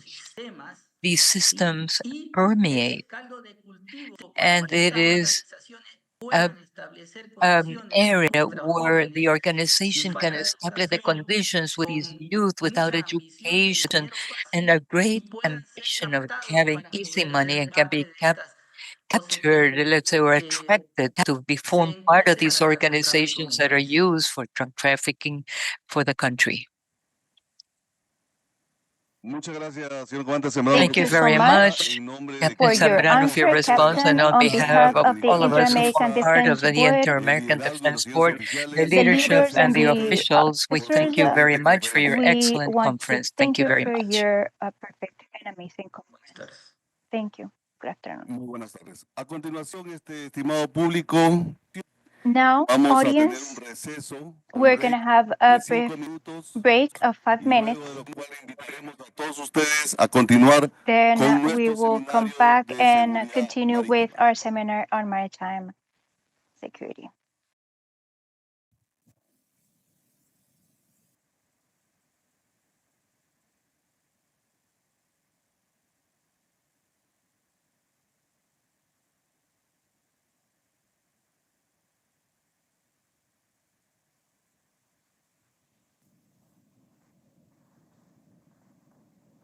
Recording in progress.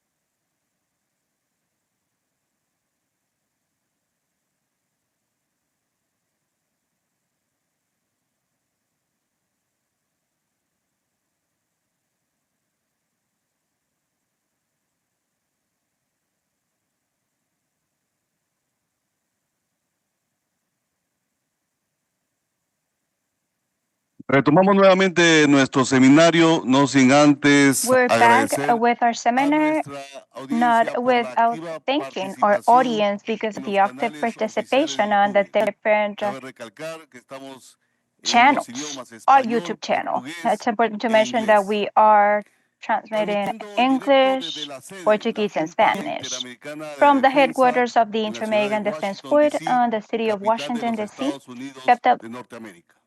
of Con the nuestro seminario de United seguridad States of marítima, America. el rol Seminar de las on maritime armadas, security, the role guardacostas of y the armed autoridades forces, coast navales guards, and en la navy prevención authorities y on combate prevention al and narcotráfico combat marítimo. on maritime A drug toda la trafficking. audiencia que ve la Um, transmisión y envíe sus preguntas al so you can send correo your questions to oficial de la our Junta Interamericana de email, Defensa official para que email estas of the sean Inter-American Defense respondidas Fund, posteriormente. so we can answer you without any further delay.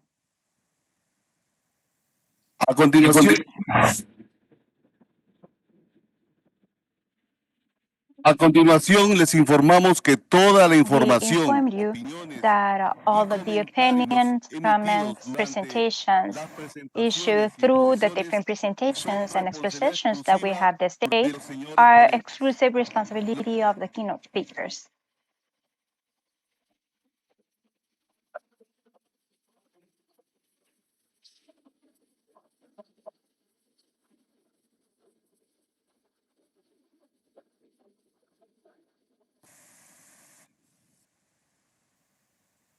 A continuación me permito presentar a nuestro Now 15 I will a nuestro quinto introduce our expositor, fifth el señor comandante presenter, Cory Risterer, Commander Corey Riffler, representante del Comando de representative Guardacosta de los of Estados the Unidos. Coast Guard Service of the United States. El señor comandante Cory Allen Risterer de la Guardia Commander Costera de Corey los Allen Estados Rister Unidos from the Coast es el actual Guard jefe de la Service is the División de current boss Interdicción, of the responsable de las Interdiction misiones Service, para combatir responsible of the el different measures narcotráfico y to la combat migración drug ilegal. trafficking and illegal Cuenta con más de migration. 10 años de He has experiencia more than a 10 years bordo of en operaciones de experience interdicción on y board seguridad and marítima on maritime security as well as interdiction operations. He graduated in the United States of America with a master on civil justice, and he has a training on the Naval War College of the United States of America. Commander Coriale Rinsler, the floor is yours. Welcome. Good morning, and thank you for the opportunity to talk about the Coast Guard's drug interdiction mission in the Western Hemisphere.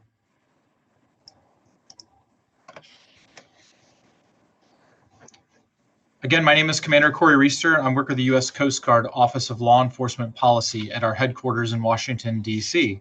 I specifically oversee the migration and drug interdiction policy for the U.S. Coast Guard. The basic goals of our counter-drug or drug interdiction mission are to defend sovereignty by protecting our borders against the entry of illegal drugs, enforce our laws and treaties, and support the regional stability that is commonly undermined by illicit drug trade. These objectives are generally achieved in two ways, through interdictions and deterrence. Interdiction involves detecting, monitoring, and intercepting suspect vessels and disrupting the illegal operations to hold the lawbreakers accountable. Deterrence is achieved through surface and air patrols. The Coast Guard is the United States' lead maritime law enforcement agency, and I'll emphasize multiple times in this presentation that our broad, multifaceted jurisdictional authority is what lets us be successful and our model to work very well. The Coast Guard's legal basis is expansive, as the Coast Guard in our U.S. Code shall enforce or assist in the enforcement of all applicable federal laws on, under, and over the high seas and waters subject to our jurisdiction.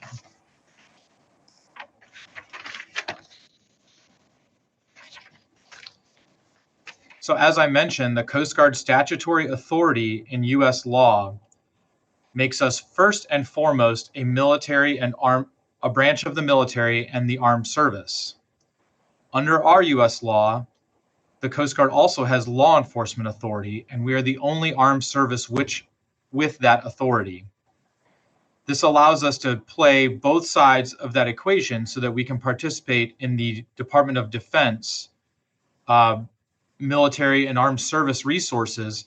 However, we are currently residing in the Department of Homeland Security, giving us law enforcement authority to which most services do not have.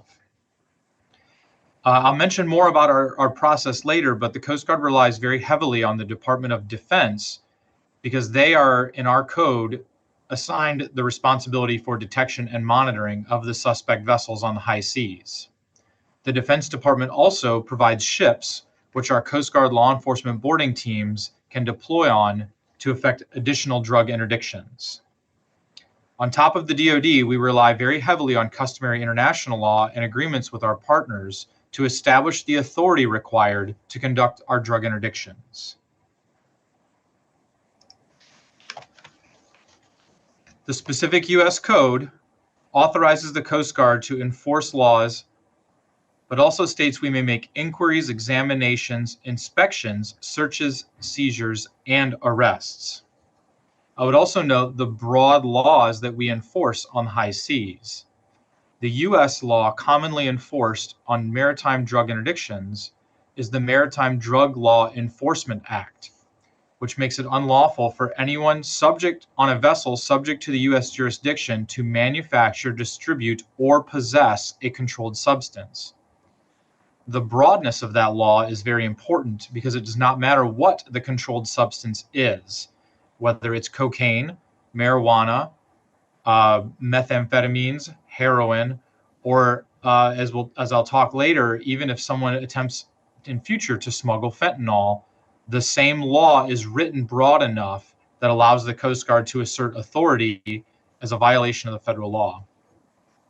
We also have a Drug Trafficking Vessel Interdiction Act, which makes it unlawful to operate a semi-submersible or submersible without nationality, with the intent to evade detection. This allows us very solid legal footing to interdict and assert jurisdiction over the smuggling vessels, the low profile and smuggling vessels mentioned, without having to recover the bales of contraband themselves, because it's inherently illegal under the US law to operate a stateless submersible vessel under this. I mention both of those because it gives us very broad US legal and legislative authority to assert Coast Guard jurisdiction to allow us to effect good responses on the high seas. The operations continuum we use, we call this the cycle of success. And we like to highlight the partnerships and the broadness and the totality of US government effort that's involved in the drug interdiction mission. On the left, you'll see the Joint Interagency Task Force South logo. That is the Department of Defense organization that is responsible to consolidate our intelligence picture, identify the targets, and then fly the planes or use the resources to detect the targets and monitor them, until at which point they're handed off to the Coast Guard, who, as I mentioned, has the authority to conduct law enforcement action, where we will interdict and apprehend. At that point, we gather case evidence to hand off a referral to the Department of Justice for prosecution. When Justice Department takes the prosecution, that's where the individuals and the evidence and the contraband itself is entered into the United States for investigation and network discoveries, which can then feed the cycle back over to the Department of Defense to find more targets for them to detect and monitor. These partnerships are very critical to the Coast Guard and the continued success. We work with the Department of Justice not only on our policy at a headquarters level, but also with the prosecuting attorneys in the federal court districts and the organized crime drug enforcement task forces that investigate the organizations and individual cases for the network to look for the larger network indictments. We also, not seen here, but work very closely with the State Department to work through all the bilateral agreements with various countries so that we can increase our force posture through information sharing and cooperation to multiply our assets and our resources available to combat the large threat. The cycle of success has been tried and true over decades, and as you can see, it's very robust, but very defined in what organizations own what part of a case. And the Coast Guard, with our unique authorities, we are not necessarily evaluating the intelligence, and we're not doing the investigation. We're doing an at-sea interdiction, apprehension, and gathering case evidence to turn over to our partners for them to continue the network discovery and consolidation. So as our other partners have already mentioned, the challenge, too many targets, too much open water, and too few assets to get after this problem. Bottom line, the ocean is very large and the Coast Guard is very small, which is why we try to partner with everybody we can and bring all the government resources available to help create success in this mission. I touched on some of this before, but the close coordination with multiple departments within the U.S. government is how how the Coast Guard can affect interdictions on the high seas. That close coordination with the State Department, with Justice for prosecutions, Defense for triaging, intelligence consolidation, and detection and monitoring. Additionally, working with task forces mentioned, and then the other agencies who provide assets, intelligence, or other resources towards the interdiction fight. But then towards the bottom, I would note all the international treaties, the bilateral agreements, the shared operating procedures, and the cooperative operations we have with all of our partners in the Western Hemisphere are what really multiplies our efforts and allows us the ability to make an impact on this problem.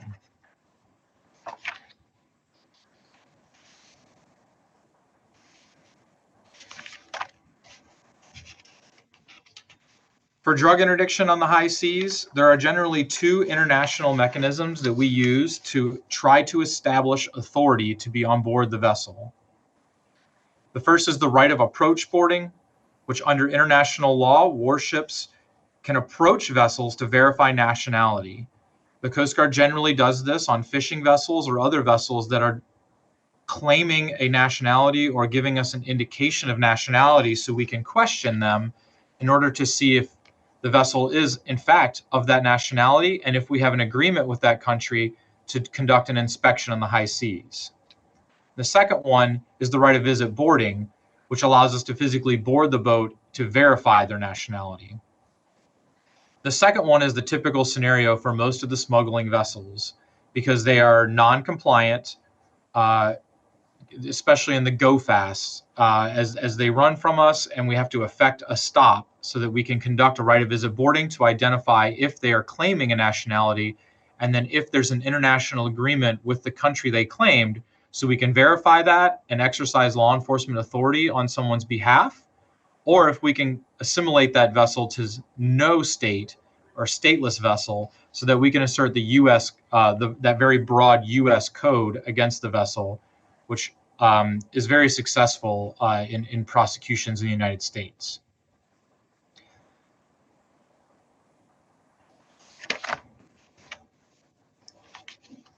This slide represents all of the vast agreements we have with most of our partners. And again, we worked really hard with State Department to try to make these very robust so that we can work to force multiply with all of these partners through the region. And you can see the different tenets of these agreements. Some of them allow us to patrol within your waters or take your shipriders on board our ship in order to assert some of your national jurisdiction on your behalf or empower your law enforcement partners to be out on our vessel with our support to enforce your laws and sovereignty. Overflight, allowing our aircraft to operate out of there to cover some of those large distances without having to launch from America, where it would be tough to get to any of these smuggling vectors with any time on station. And also the ability to provide logistical support for our operations so that we can refuel our ships, planes, and or move cases out of theater to the United States for prosecution without having to bring a ship all the way out of hemisphere for a time period. I would highlight that the Colombian bilateral agreement is the one we had exercised the most. I think 150 times over the last 5 years, we've exercised a portion of that agreement, resulting in 126 metric tons of cocaine and 382 smugglers being detained. The Ecuador bilateral agreement, very close with 81 instances in the last 5 years for 38 metric tons of cocaine. And recently on the newer bilateral agreement with Ecuador, the first time we were able to do a counter fisheries patrol with your shipwrighter to get after some of those other national sovereignty issues that were mentioned in your presentation, sir.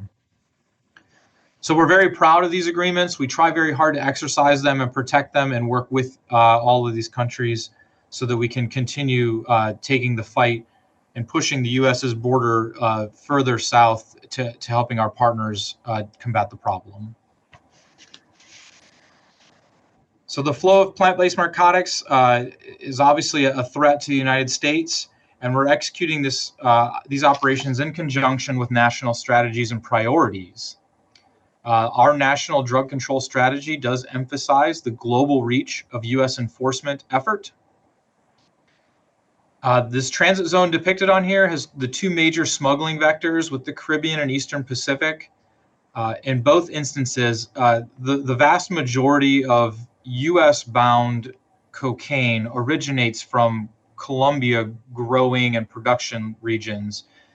But usually we see 60 to 67 or 70% transiting through the Eastern Pacific, with the remainder going through the Caribbean. And in 2023, the Coast Guard had a reduced level of interdictions and tonnage removed. That was generally a result of having to pull a lot of our ships back to address a very elevated level of irregular migration into the country via the Maritime. So we had to sit a lot off of Cuba and Haiti in the Bahamas combating, illegal entry and irregular migration. So our interdiction numbers for drugs were considerably lower. We did, however,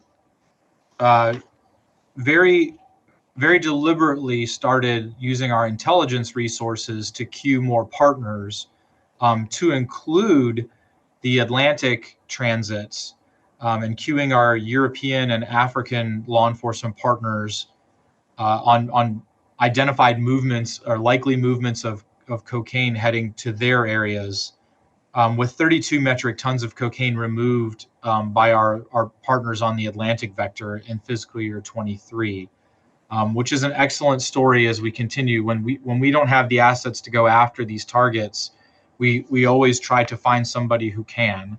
And the Coast Guard is not large enough to have ships patrolling the Atlantic also. So it's a great model for us that works very well, and we're very proud of our successes this year as we've returned more assets to the drug interdiction world and are on a great trajectory for 2025. I would talk briefly about synthetic opioids and fentanyl. Fentanyl is still the U.S.'s top drug enforcement priority, and Coast Guard personnel are embedded with the interagency working groups within the United States and our partners to try to understand the logistics behind the precursors, the manufacture, and the ultimate distribution of fentanyl also.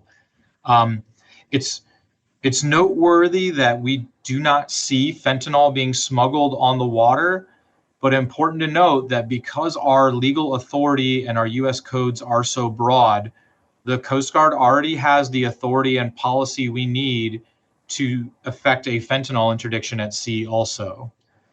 We are also leaning forward and introducing naloxone into the field for our law enforcement teams to carry.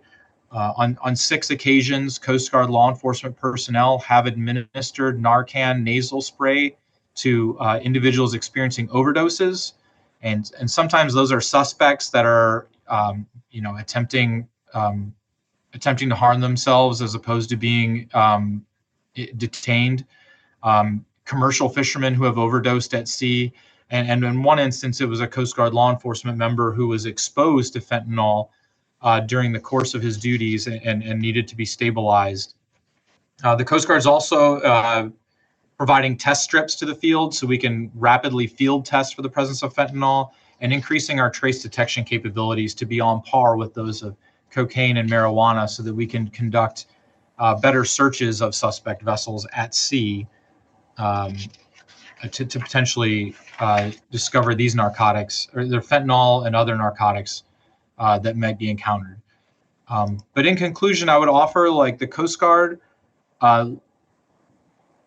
leverage those broad authorities and those very robust, broad drug enforcement laws. We like to say we're contraband agnostic. If you're smuggling any kind of drug, we clearly have the authority to stop that. But also, if you're smuggling people or weapons or really anything, the Coast Guard, you are still smuggling, and the Coast Guard has the legal authority to stop them and then try to effect some sort of meaningful prosecution out of that, whether that's in the United States or under a bilateral agreement with a partner where we can hand over a sufficient case package so that you could potentially effect your own prosecutions nationally. With that, I will pause for any questions, and I thank you for your time. Muchas gracias, señor comandante Cory Richter, por su presentación. Thank you, Commander, for this presentation. Tenemos una We do pregunta para have a usted, question. y Let me read la it for siguiente. you. En base de Following. la gran extensión de las áreas marítimas, So regarding bajo the large responsabilidad extension del of the Comando de oceans Guardacosta de los under Estados the Unidos, responsibility y el of the aumento del Coast uso Guard de of the embarcaciones U.S., pequeñas y de and baja because firma we naval have more para el GOFACs tráfico de that drogas, can go under the ¿cuáles radar son on los drug principales trafficking, desafíos what are the main que se enfrenta hoy challenges en día para that you integrar la faced inteligencia nowadays to agencias integrate nacionales intelligence with different internacionales agencies and stakeholders at an international level so you can go ahead and detect all of these threats appropriately? Thank you, sir. Excellent question. I it seems the U.S. government has pretty good resources to consolidate intelligence and try to get a good picture. We're not looking for targets. We have more targets than we can address. Our largest challenge is the ability to put long-range surveillance to the detection and the monitoring phase is always the most difficult. Finding the go fast in a large body of water and then monitoring that target long enough for a ship to affect a law enforcement response is always the challenge. And the same planes and the same ships that search for drug suspects are also the ones that we use for search and rescue, to look for irregular migration, to conduct sovereignty patrols and fisheries. The big challenge is always wide area maritime surveillance and the availability of detection assets so that we can effect an interdiction. Our interdiction rate, once we are engaged in a pursuit with a vessel, is very high. It's just a matter of getting to that stage. Muchas gracias por su respuesta, comandante Cori. Thank you for your answer, Commander. On behalf of the Inter-American Defense Board and the audience, thank you again for your excellent presentation, for the time, and for sharing with us all of your knowledge, your experience as part of the Coast Guard Service of the United States. A continuación, vamos a pasar con el sexto conferencista. Now we will listen to our sixth speaker, the representative of the Mexico Navy, and to use naval force for defense abroad and support in law and order internally. The Navy of Mexico has more than 68,000 personnel, a fleet higher than 199 vessels, and nearly 130 aircrafts, operating in a vast maritime extension for more than 3 million square kilometers. Among its main functions, it can highlight combat to drug traffic, the protection of strategic infrastructure such as the Pemex oil wells, and in the Gulf of Mexico, we leave the sixth speaker, representative of the Navy of Mexico. Welcome. Hola, ¿qué tal? Buenos días, ¿me escucha? Good morning. ¿Me escucha? Escuchamos fuerte y claro. We hear you well. Thank you. Buenos días a todas y todos los Good morning, participantes a este each and seminario every one of the participants to the seminar on maritime security. I am the presenter of the marine sector designated by the Admiral Pedro and of the Navy of Mexico. I will have the opportunity to present to you the presentation that says the role of the Navy of Mexico in the prevention and combat against maritime drug traffic. Throughout this presentation, I shall explore the organization, functions, and attributions of the Navy of Mexico to face the threat represented by transnational drug traffic via the sea through a shared responsibility perspective and responsibility of our territory. Siguiente.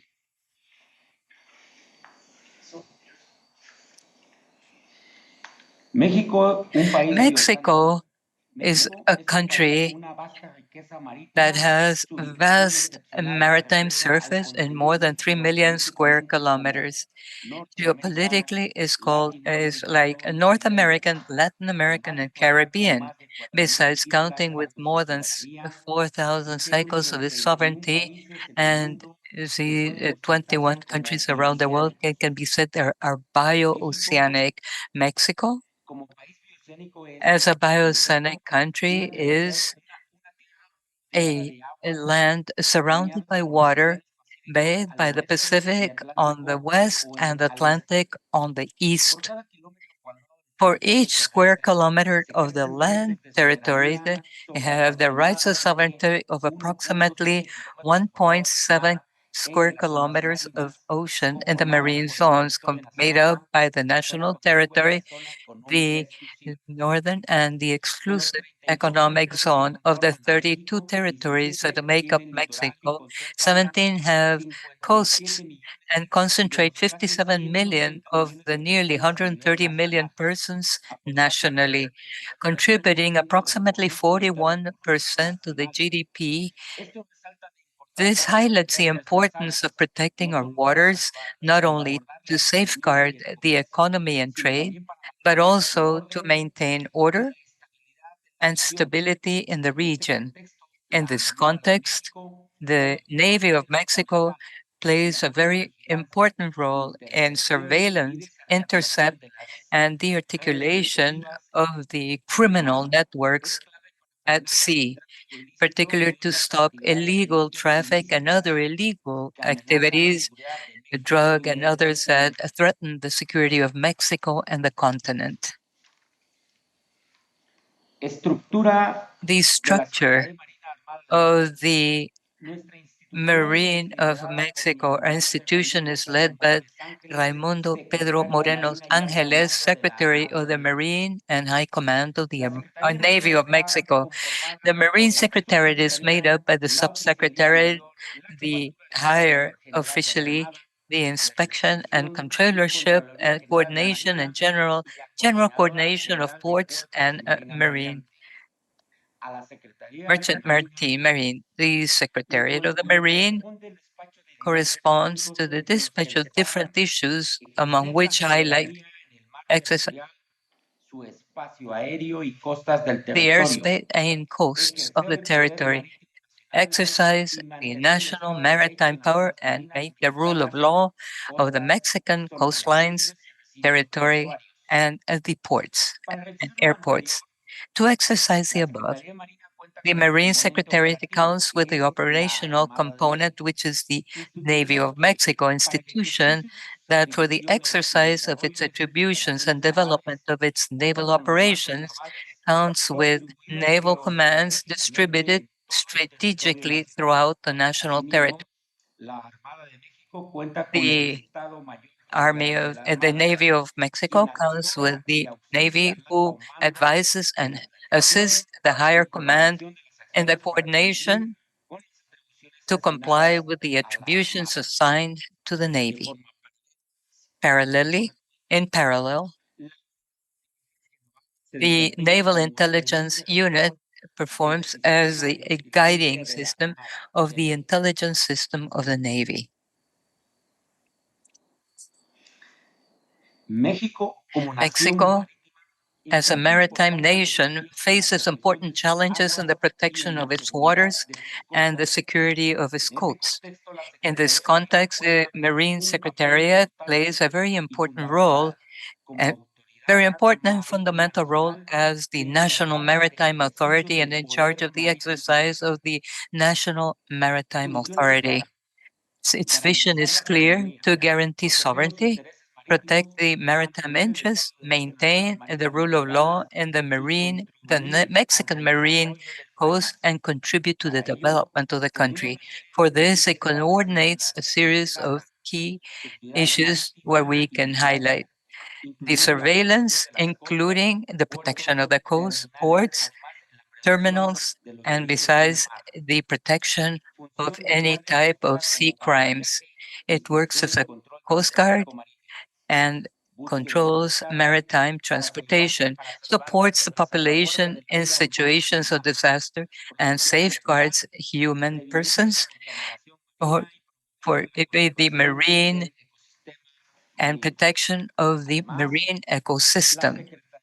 The Secretariat of the Marine is responsible for the heads of the ports, the maritime infrastructure, and scientific investigation, and so far as the ocean is concerned, under a focus based on respect to human rights, gender equality, and non-discrimination.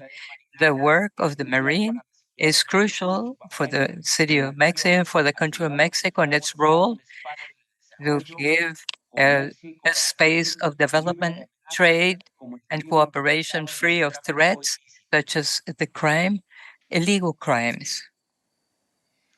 La Armada de México es una The institución Navy of militar Mexico is a nacional military national institution of a permanent nature. The use of the foreign defense and interior defense of the country. Its main mission is to guarantee the national sovereignty, protect the maritime interests through naval strategic operations. For this, it is divided as the War Marine and the Coast Guard. As a War Marine, it is constituted by two naval forces, the one of the Gulf of Mexico and the one of the Pacific Ocean, that represent the first line of defense in both oceans, with the capacity to go and operate amphibious operations, air and navy. These have a key function such as presence and dissuasion, protection to strategic facilities, control of maritime work, and international humanitarian assistance. Coast Guard is made up of 8 regional Navy regions, 17 sectors, and a general command, all of them responsible to exercise the administration, command, and control of naval operations in their territorial jurisdiction. Within their functions, they have the surveillance, verification, inspection to national and foreign vessels in the Mexican zones, assistance to the population in disaster zone, search and rescue, protection to traffic, maritime traffic, and marine environment. To comply with these missions, the naval commands operate with patrol boats for oceans and rivers, helicopters, aircraft, specialized units, ensuring rapid response and efficient response in case of any sort of threat or emergency.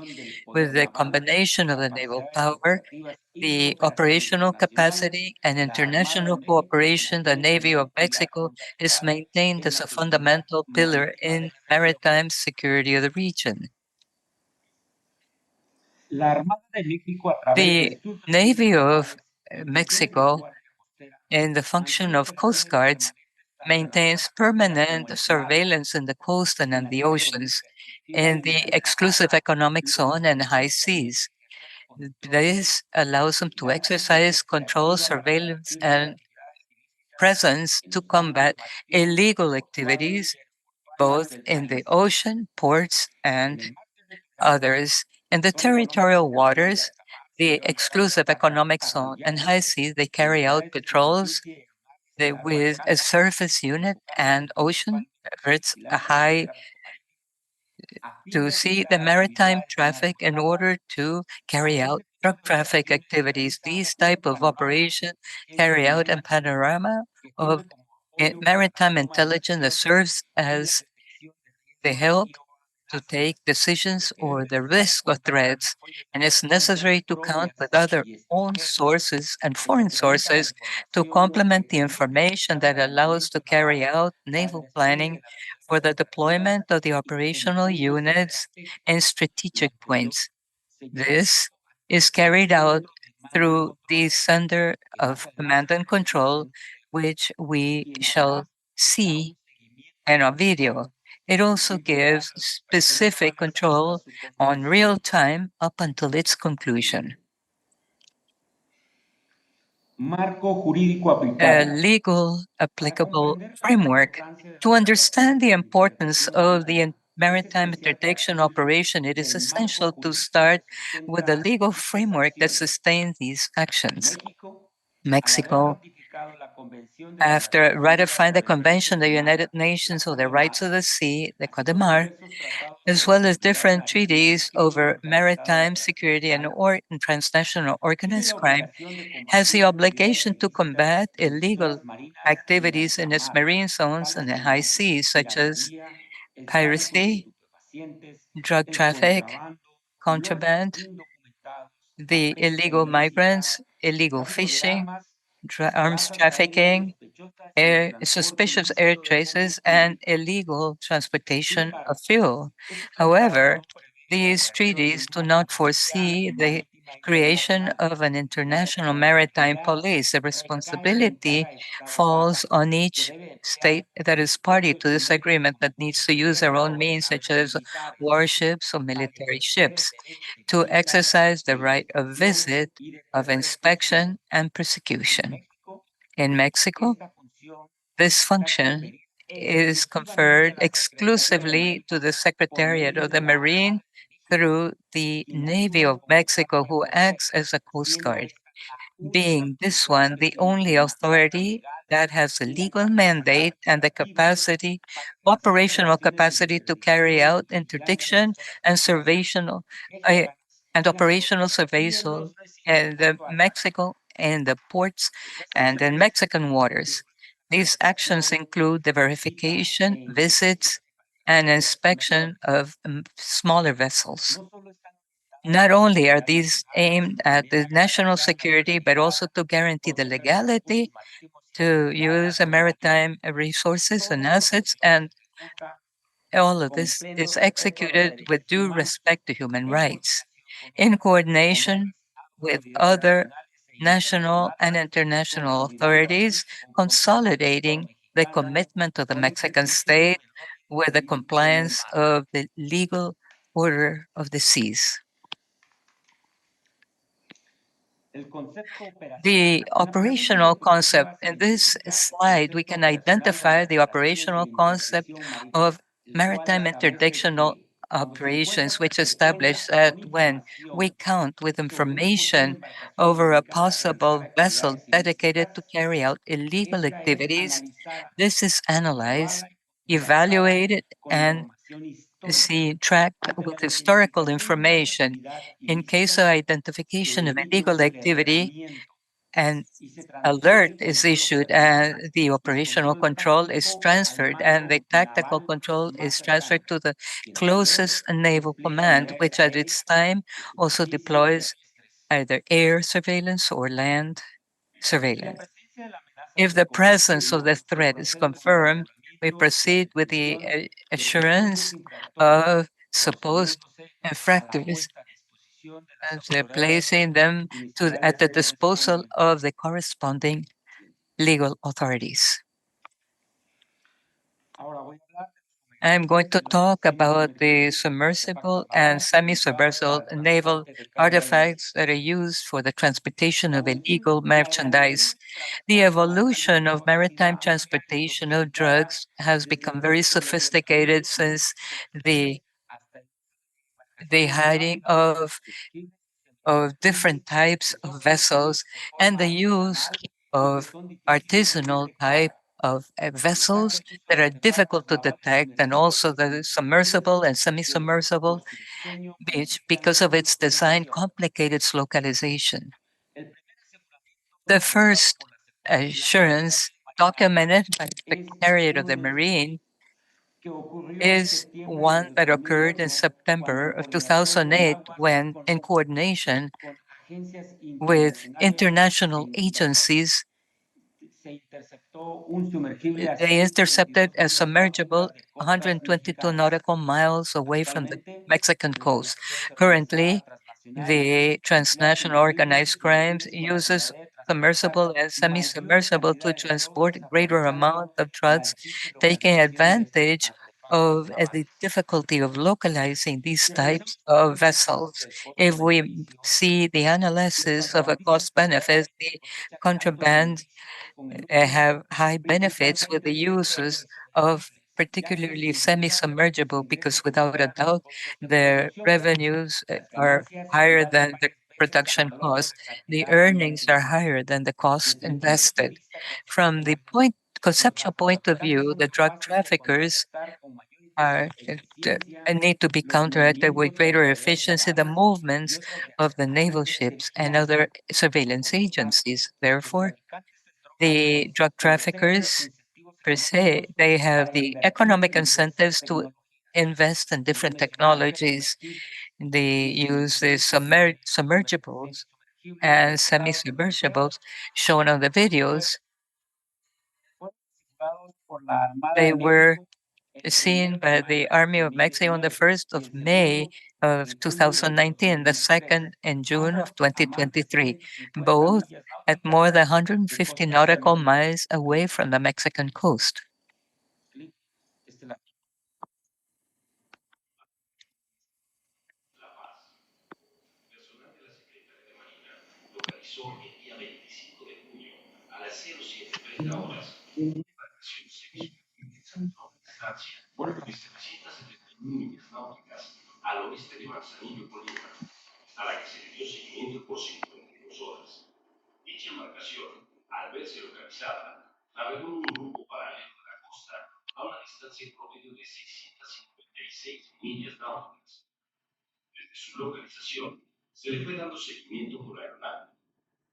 Siguiente, siguiente.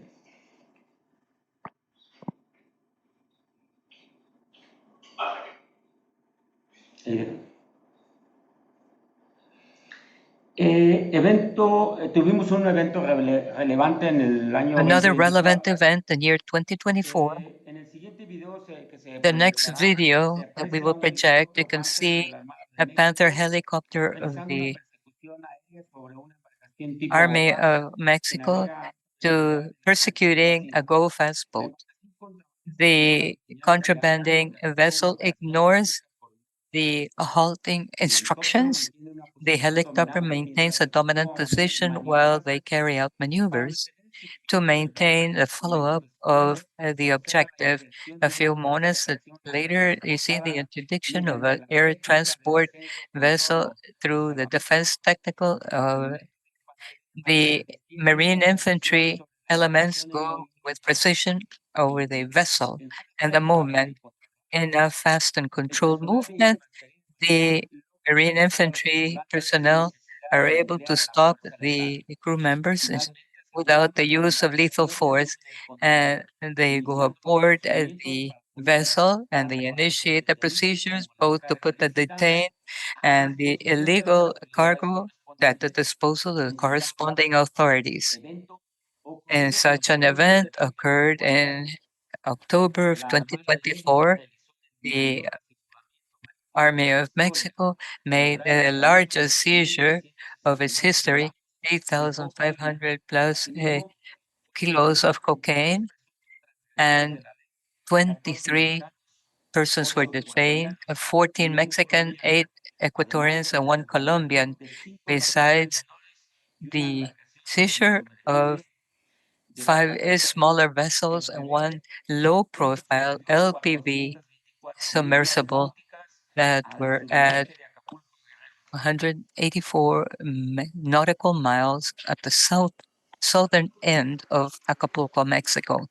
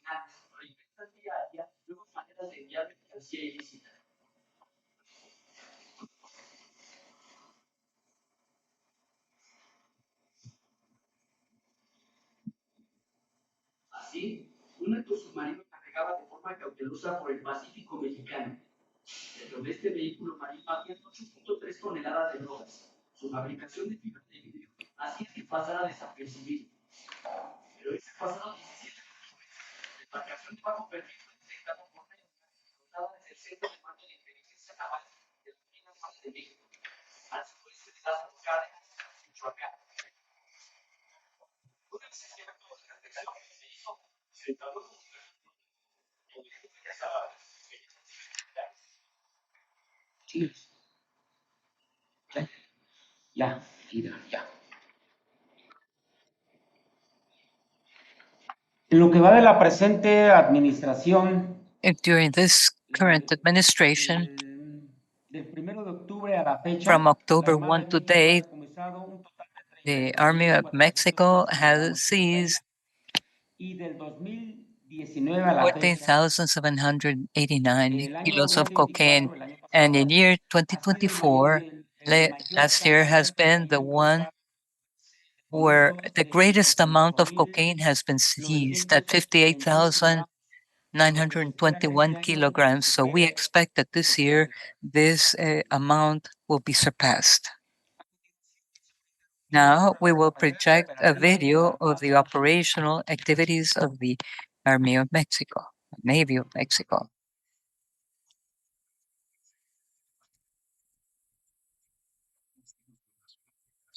National Institution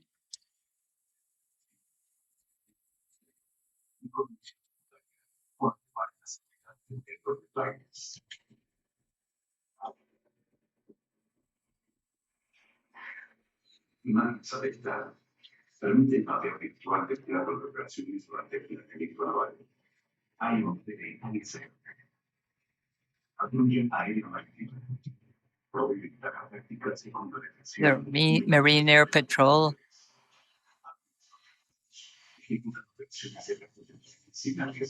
they execute early warning activities. This is a highly trained personnel. They're working together with the Coast Guard and taking care of the rule of law on the Mexican coasts.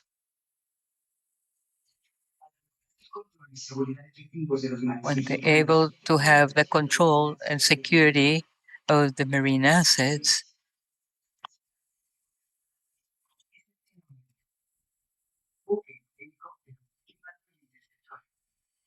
vessels, helicopters, and Coast Guard vessels.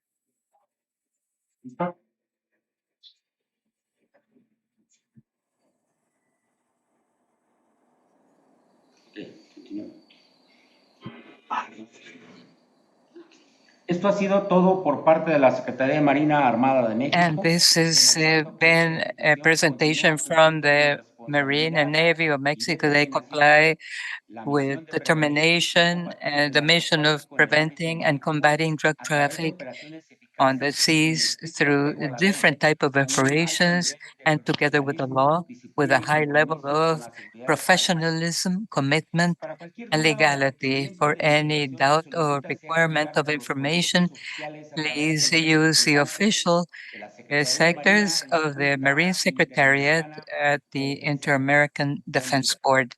Thank you and have a good day.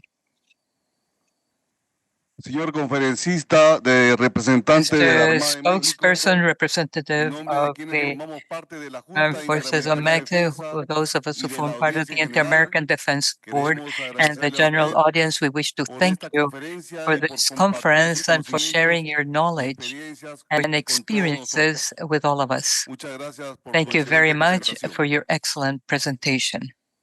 Gracias, buen día. Thank you and have a great day.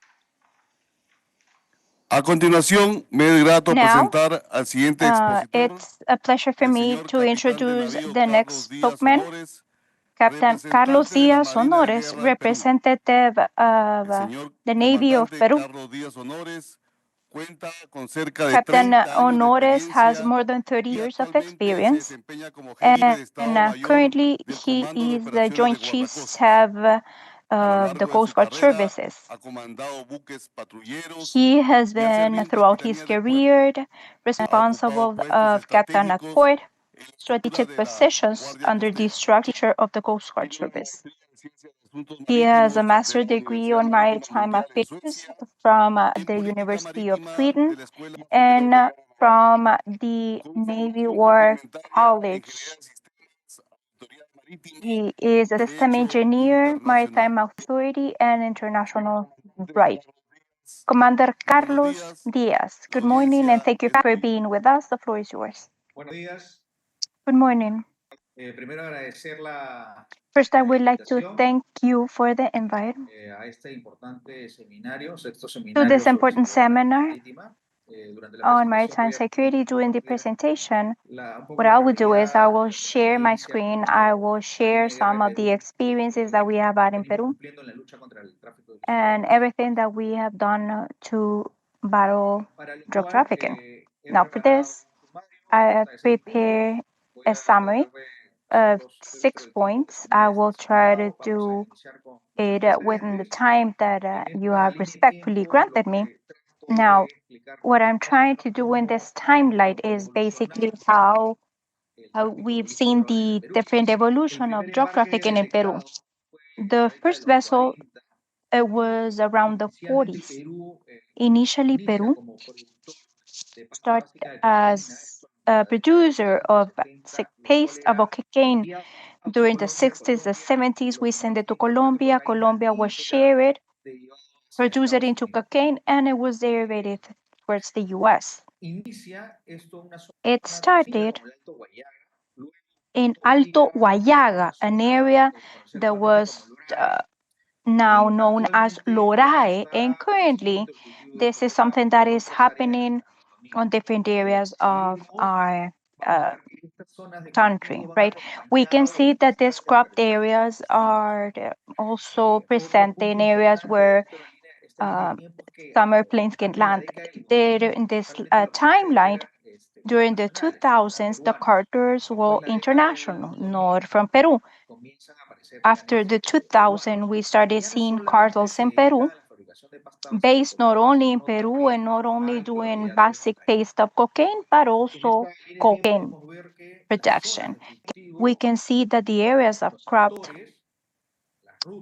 the actors, the routes have been changing, right? However, there is something that has remained throughout time, that is the demand of this type of drugs. In this slide, we can see two things that we can go ahead and evaluate. It's the production and the eradication. So if we evaluate, we can consider that the greater is the eradication, the lower is the production. And this generates that the cost of the cocaine leaf, it's increasing, and this increases the price of cocaine. So during the last years, 2022, we can check very closely, the production have been increasing, the growing have been increasing, and eradication has not grown. This means that we have a lot of cocaine leaves in the market. This can prove that the demand of cocaine has increased, and this is why we're seeing that we have greater production that is increasing day after day. Now in Peru, approximately 1 hectare produces 10 kilograms of cocaine. In 2021, we estimated that we have more than 80,000 hectares. So more than 860,000 tons of coke were produced, according to statistics. In 2022, this has increased. Production and growing. The production methods have been refined. The growing methods have been refined. We have more production of cocaine with the same amount of cocaine leaves. We can go to the legal framework. Fighting drug trafficking is something that legally has been established through the National Civil Police, through the anti-drug unit, and the control of focalized chemicals that are for the production itself of cocaine. It's within the state under a division that is called Debilidad, and this is the direct fight against the production of cocaine. So how do we participate in Peru in fighting drug trafficking and production and growing of drugs? We determined that one of the things that we had to comply with is maritime authority at a national level, and this is done through the Coast Guard Service and the captains at board. And so we have three main missions or responsibilities. The first one is human life, protection of the maritime environment, and the third one is interruption of any illegal situation that is happening in our waters, territorial waters. So this is something that helps us to participate and collaborate fighting drug trafficking. Now, the problem of the current situation, though, if we see the value chain, everything starts with illegal growing of drugs. Then the derivation of the protection, this is a huge problem, difficult to control. This is the creation of the different precursors of cocaine. This should be reported as a method. The methods can change, and we have seen that throughout time, these methods are more and more refined. Right? We have airplanes, people, trucks, huge methods for dissemination and to move these shipments. Now, everything ends on the asset laundering. This can be through different illegal activities, trafficking in person, illegal mine, illegal armed trafficking, and this according or adding to the terrorism that we have on our country, forced labor, corruption that we have in these areas through every institutions of the state, public sector as well, authorities.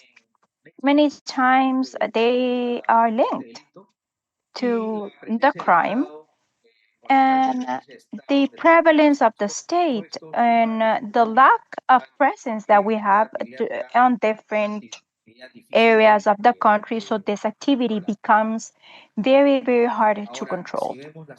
Now, if we see the geographical area, we are neighboring 5 different countries in the Pacific.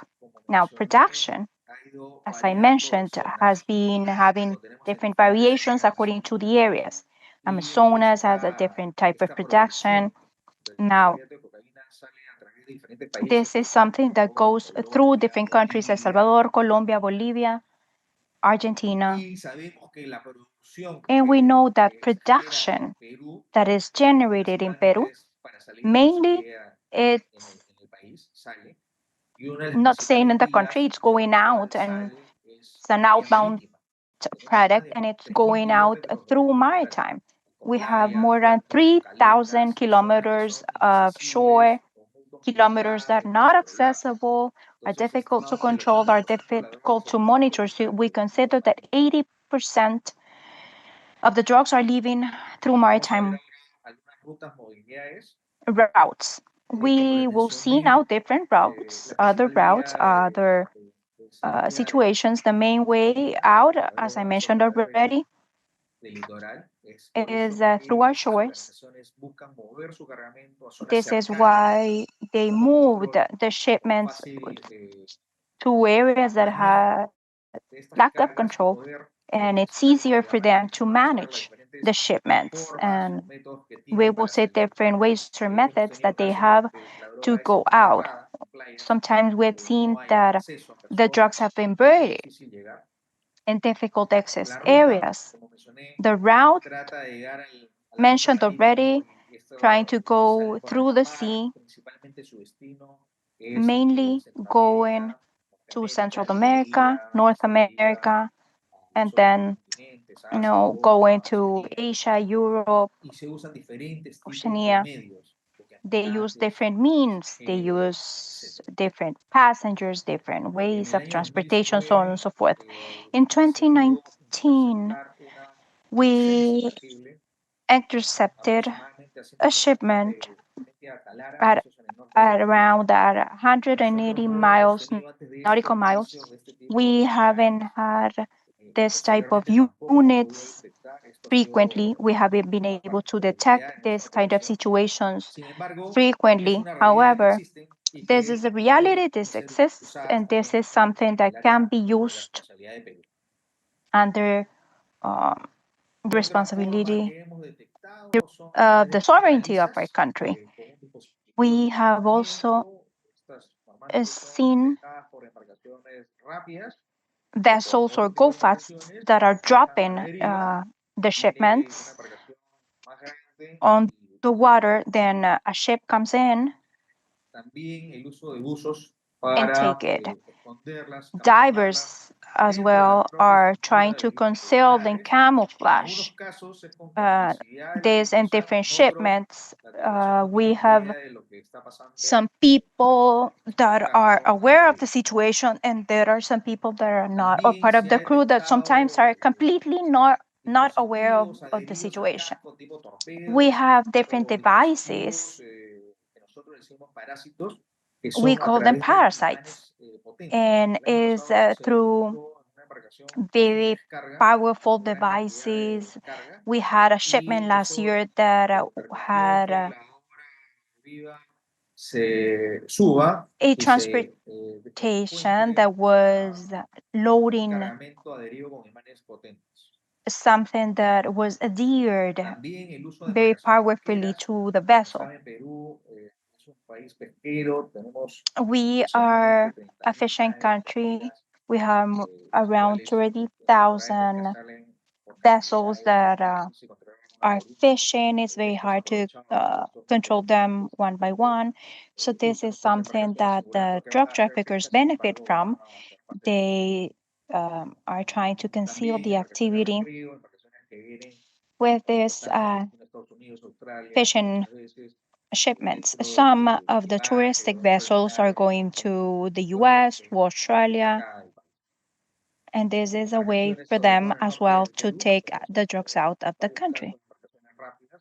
We have had several cases of go-fasts using this for the transportation. They have a very interesting system of logistics. They load on certain ports, very refined operations among them, so they can advance on the transit of the drugs. Last year, we detected, for instance, a load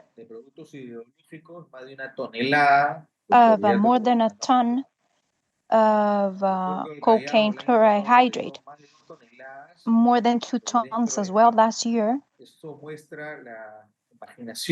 concealed. And this proves the imagination that they have to evade the controls.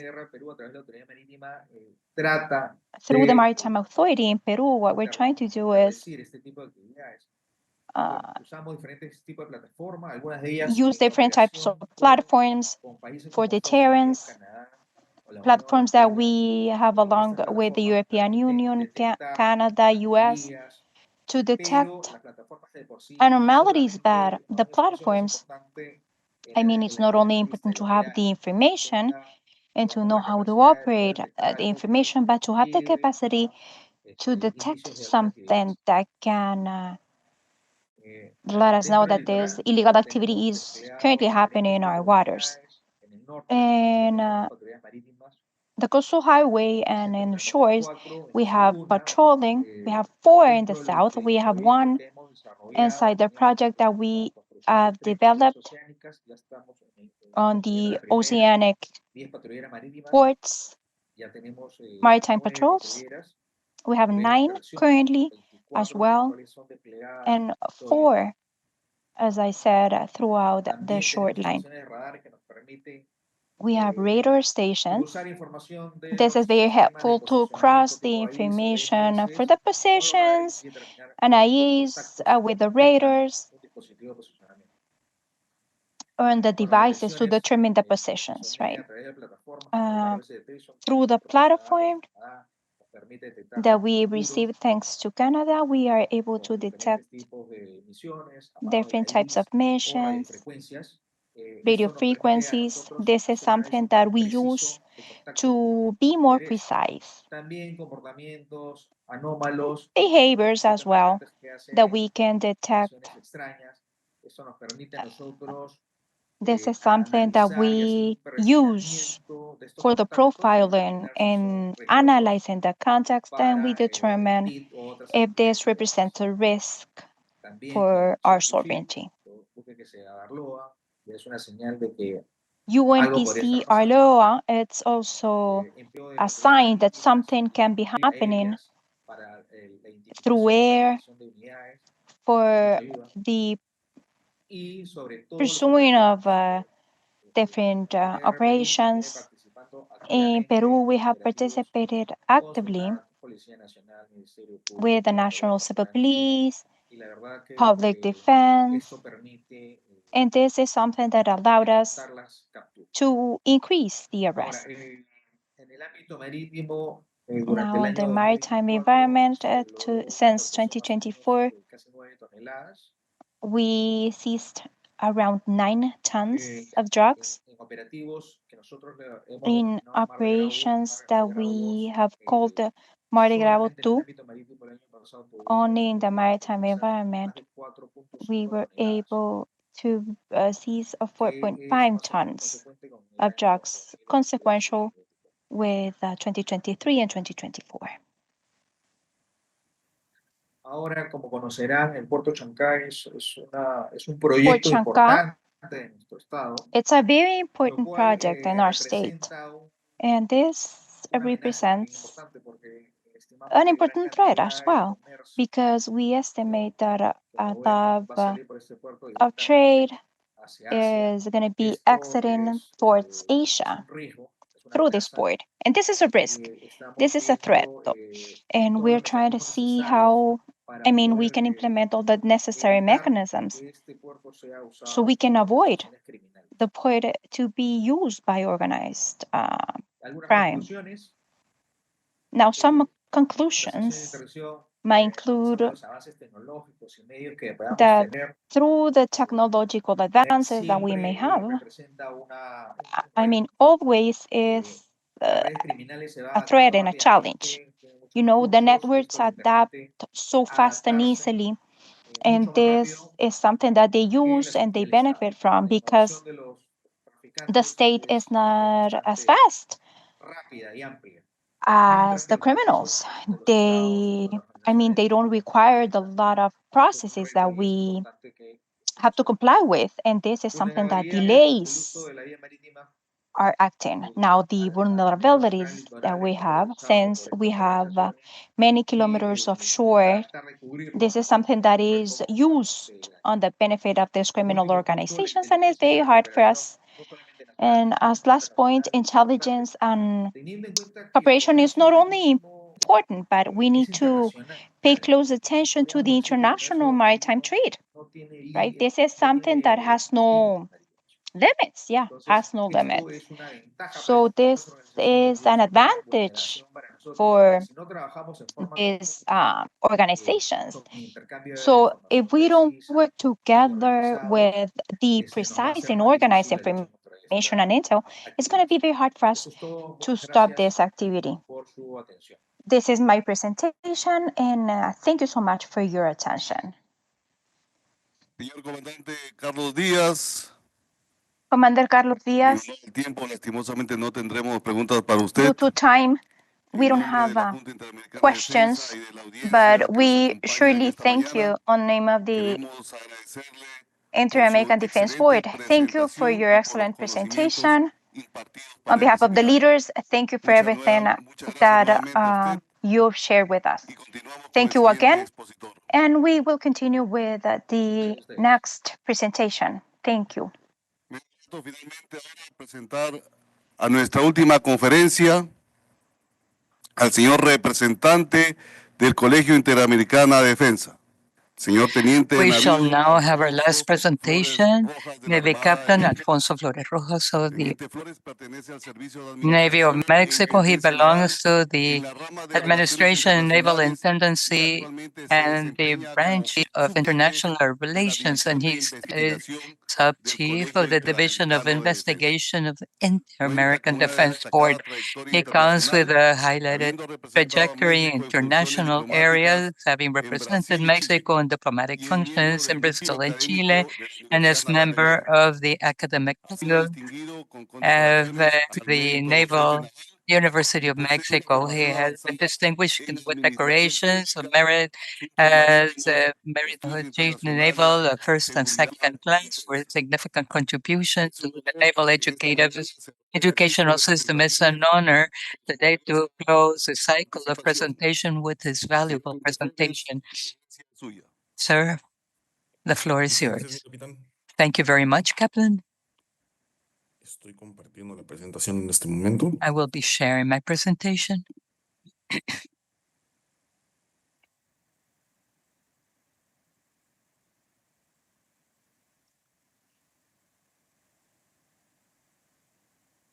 I thank the Inter-American Defense Board for the invitation today. Today's presentation has the objective of highlighting the joint work that we carry out together with the Inter-American Defense Board, particularly in this case referring to good practices and hemispheric security. And going with the themes of this seminar, I will present for you the academic perspective of maritime drug traffic in the Americas. Having said the above, first of all, we want to present the logic of how we address this phenomena. This phenomena, as indicated in this first point, is observed as a threat that needs to be attended from multi-dimensional security because it is defined not only at international standards and also the standards of the different countries, a multilateral organization that we had the honor of listening to in previous representation is also considered a transnational threat, which allows all of the countries of the Americas to cooperate from a legal and military perspective for the detection and interdiction, particularly of the threat that is occurring in the maritime area.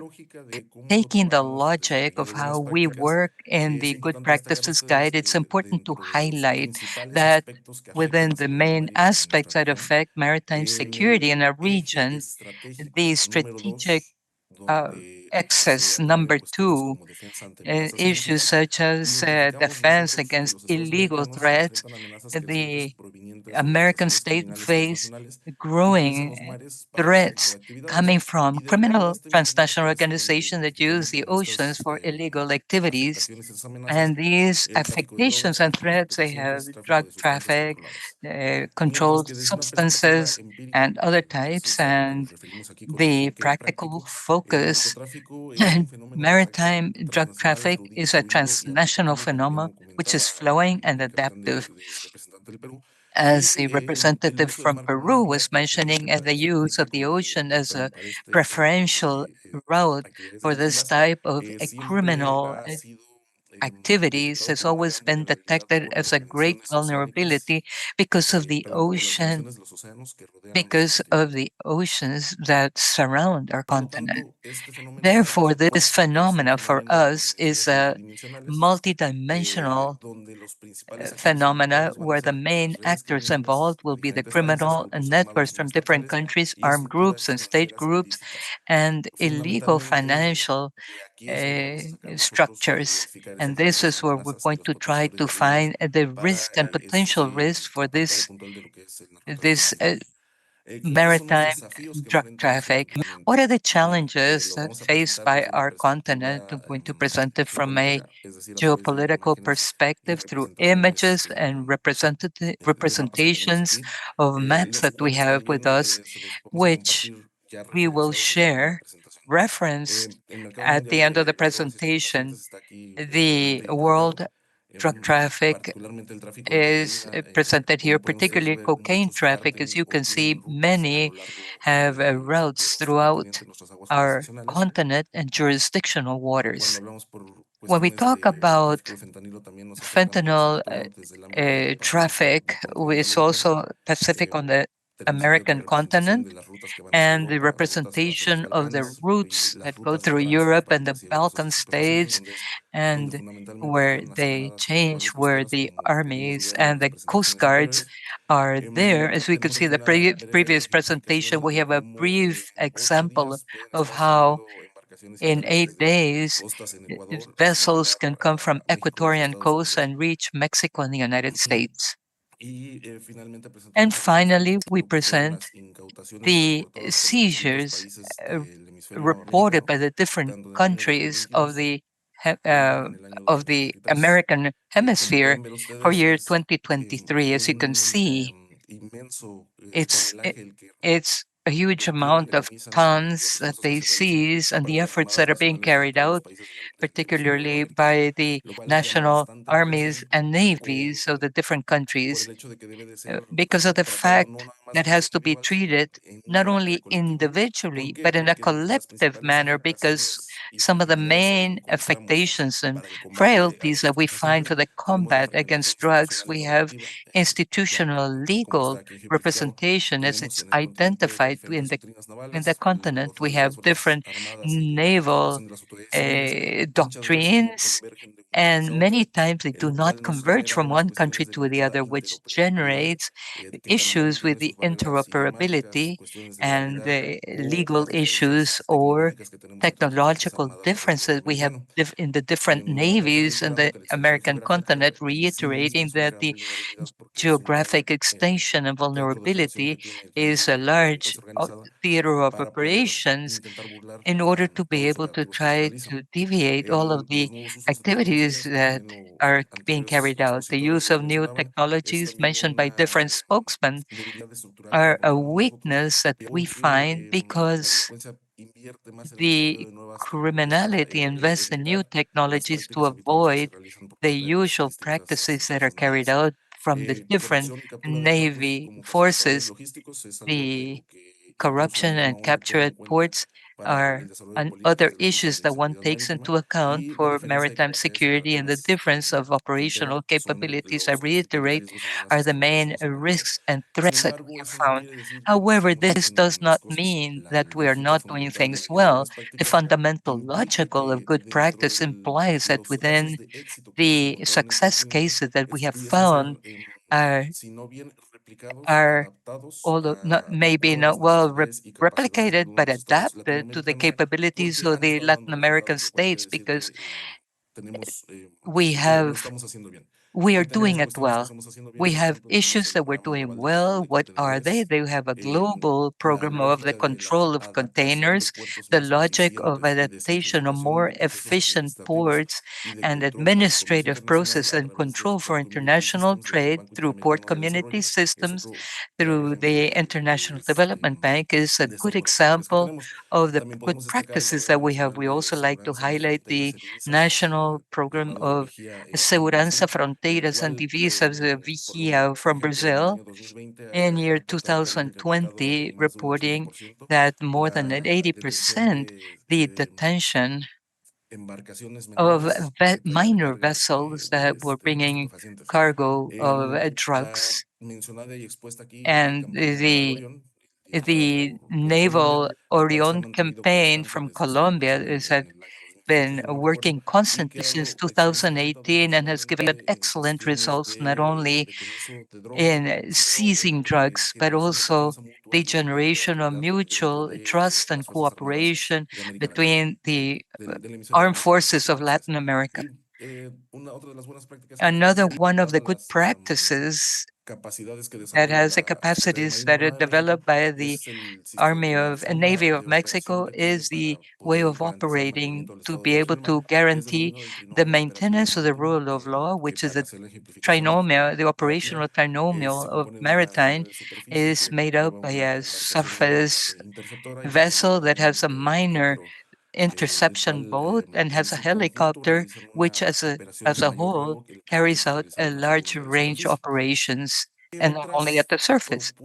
What other proposals do we have within the framework of good practices, the exchange of information, such as the Maritime Intelligence Fusion Centers of the Caribbean, the combined operations? UNITAS Panamax is an exercise of interdiction that the rest of the participants have talked about, the coordination between armies and civil agencies, the models of the MDA, Maritime Domain Awareness, and successful bilateral mechanisms as Mexico, Colombia, United States, Canada, Chile, Colombia, and the use of naval of the recent obtained of the general the coast the general coastal raiders and coastal that are developing or using these type of maritime drone. Within the academic perspective, that allows us to be more flexible, to be able to make proposals that are a little feasible given the logic of the defense security that goes in hand with the countries and at the academy. And this is why we consider that this type of joint work is so important. We can make audacious, to say it somehow, proposals because of the experience and the findings and investigations that we carry out in collaboration with the armed forces of the American continent that we are working with, in which the main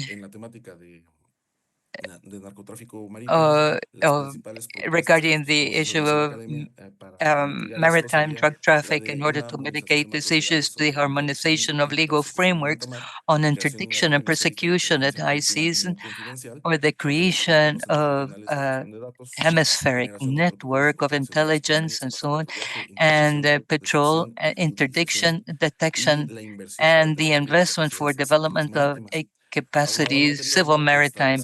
Together with that, we also establish a hemispheric treaty that allows operations of coordinated maritime interdiction more than the jurisdictional waters, implement operations, multinational maritime internations, design inter-American maritime security policies, and promote the hemispheric networks on the exchange of naval and maritime intelligence and the regional centers, and promote programs of training and studies and development of operational capabilities in the nations in order to standardize on how we attend this problem.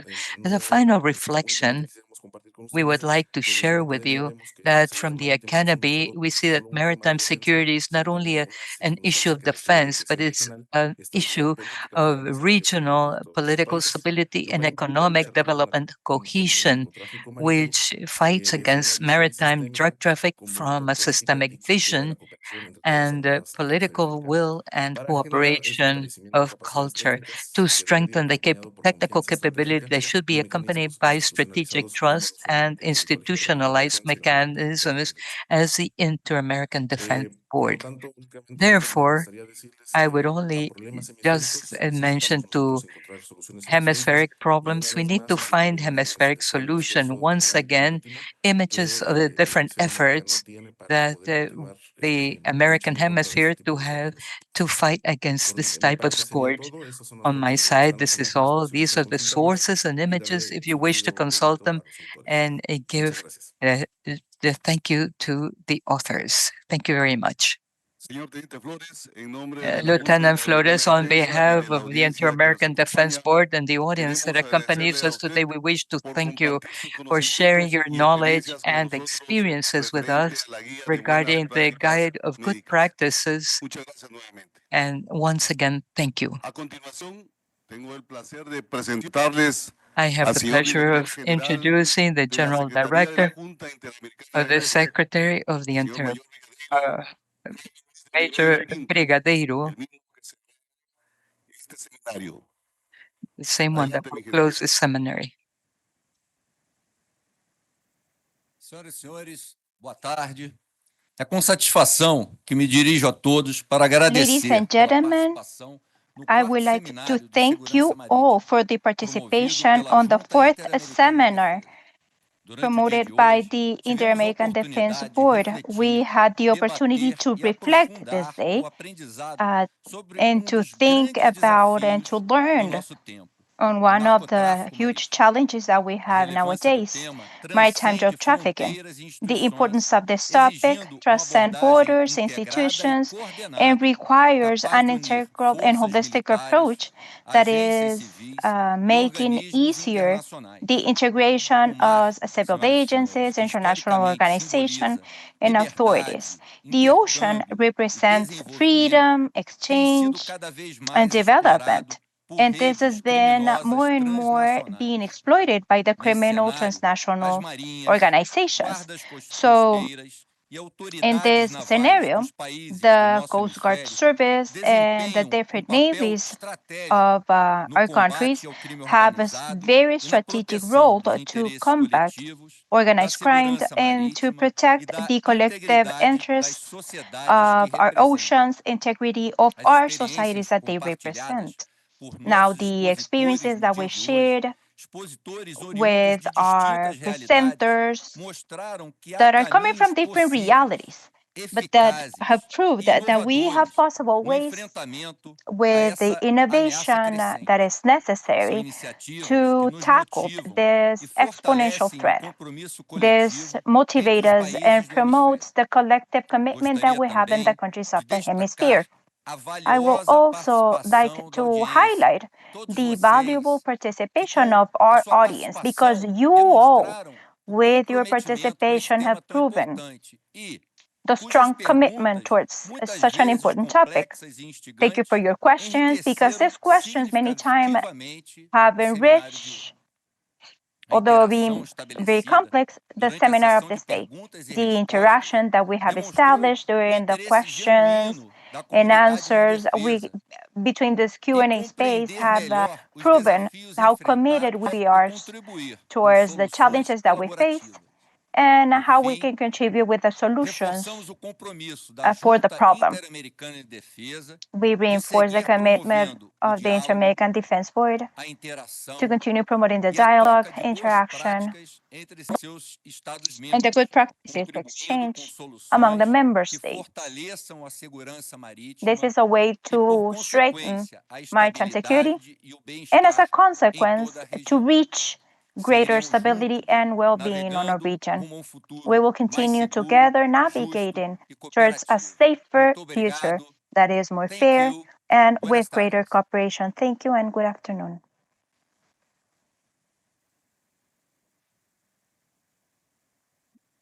Muchas gracias, mi general, por las palabras finales. Thank you, General, for your closing remarks and closing of this event.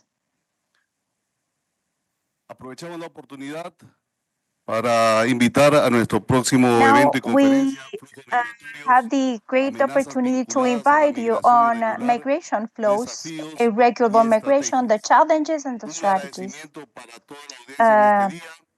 Warm thanks to more than 10,000 participants that we have had in our YouTube channel, social network, and thank you to the leaders of the Inter-American Defense Board for the organization of the seminar, the ambassador of Ecuador for OAS, presenters of SICAD, armed forces of Colombia, Ecuador, the Navy from the United States, Mexico, Peru, and the Inter-American Defense College. From Casa del Soldado in the city of Washington, D.C., the Inter-American Defense Board, contributing with the maritime security on the hemisphere. Ladies and gentlemen, the seminar has finalized. Thank you for your participation and have a pleasant evening.